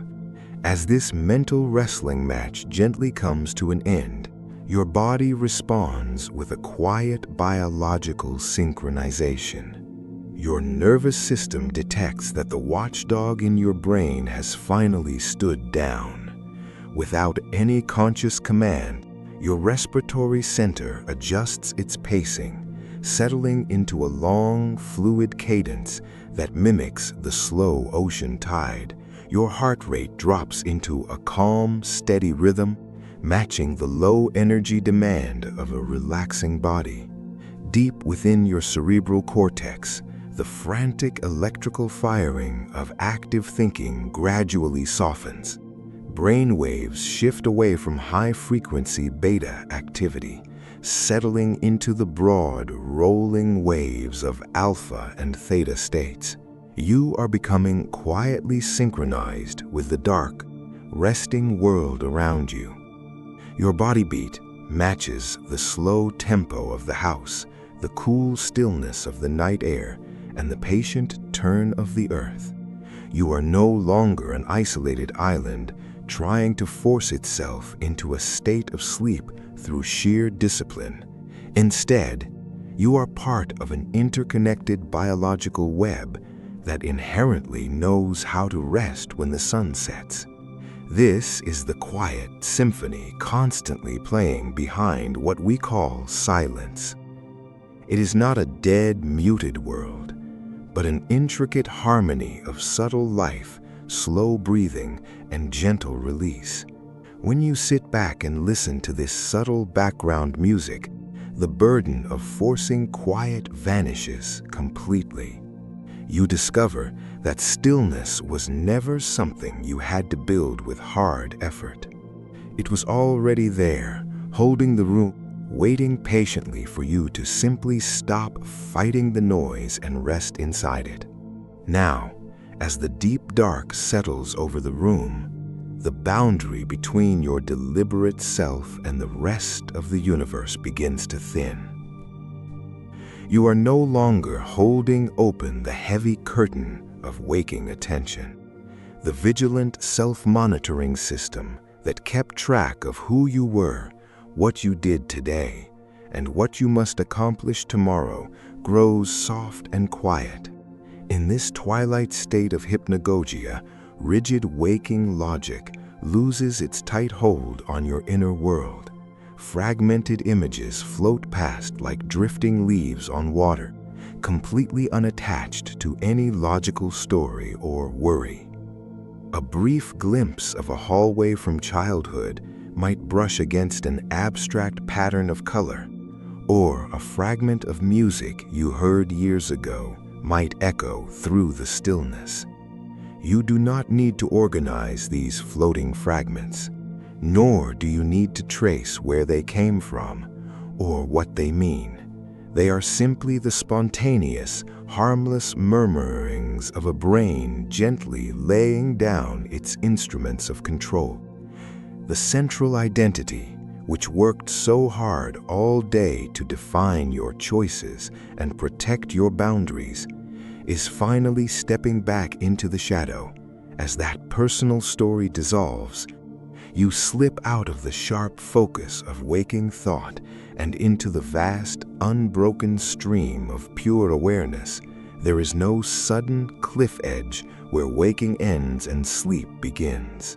It is not an abrupt drop into darkness, but a gradual blending, like a drop of ink expanding through warm, still water. The conscious mind does not fall asleep through a single decision. Rather, it softly disperses itself across the wide neural field. You gradually become the gentle rhythm of your own breathing, the simple warmth of the blanket, and the quiet air filling the room.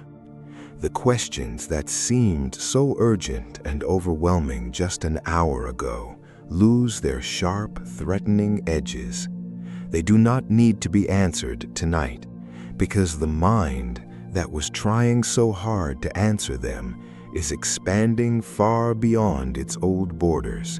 Lime your mind to think whatever strange thoughts it wishes to think. Let it conjure improbable scenery, lingering faces, or nameless, peaceful sensations that vanish as soon as they appear. You are no longer the anxious driver trying to steer through the dark. You are the wide open sky through which the weather freely passes. In this sanctuary of complete surrender, there is nothing left to manage, nothing left to defend, and nothing left to fix. The paradox that kept you awake, that exhausting attempt to force your own mind into artificial stillness, resolves itself not through work but through soft abandonment. You can never force a rushing river to stand still by slapping the water with your hands, but you can always lay back upon the surface and let the current carry you. Sleep is not an achievement earned through mental discipline or clever strategy. It is simply what naturally remains when you stop trying to control the unmanageable flow of your own consciousness. It is the ancient, reassuring architecture of your biology receiving you back into its peaceful arms after a long day of carrying the heavy weight of being someone. The world outside your window will keep turning quietly in the dark, processing its infinite events without needing your constant supervision. Time will pass smoothly across the ceiling, carrying away the lingering anxieties of today, and preparing the quiet, clean light of tomorrow morning. You can safely lay down your guard now, fully trusting that the personal self you leave behind will be waiting for you when you wake, restored and made whole again by the deep silence, as your conscious awareness melts into the quiet ocean of dream. Remember that you were never broken for having a restless mind. You were simply experiencing the extraordinary, unpredictable miracle of being alive and aware in a complex world. May your rest tonight be long, peaceful, and completely undisturbed as you float outward into the quiet vastness of the night. Sleep well, and let the unbroken stream carry you gently home. If these late-night reflections brought peace to your mind, please consider subscribing to Relaxing Sleepy Science to rest with us again tomorrow night.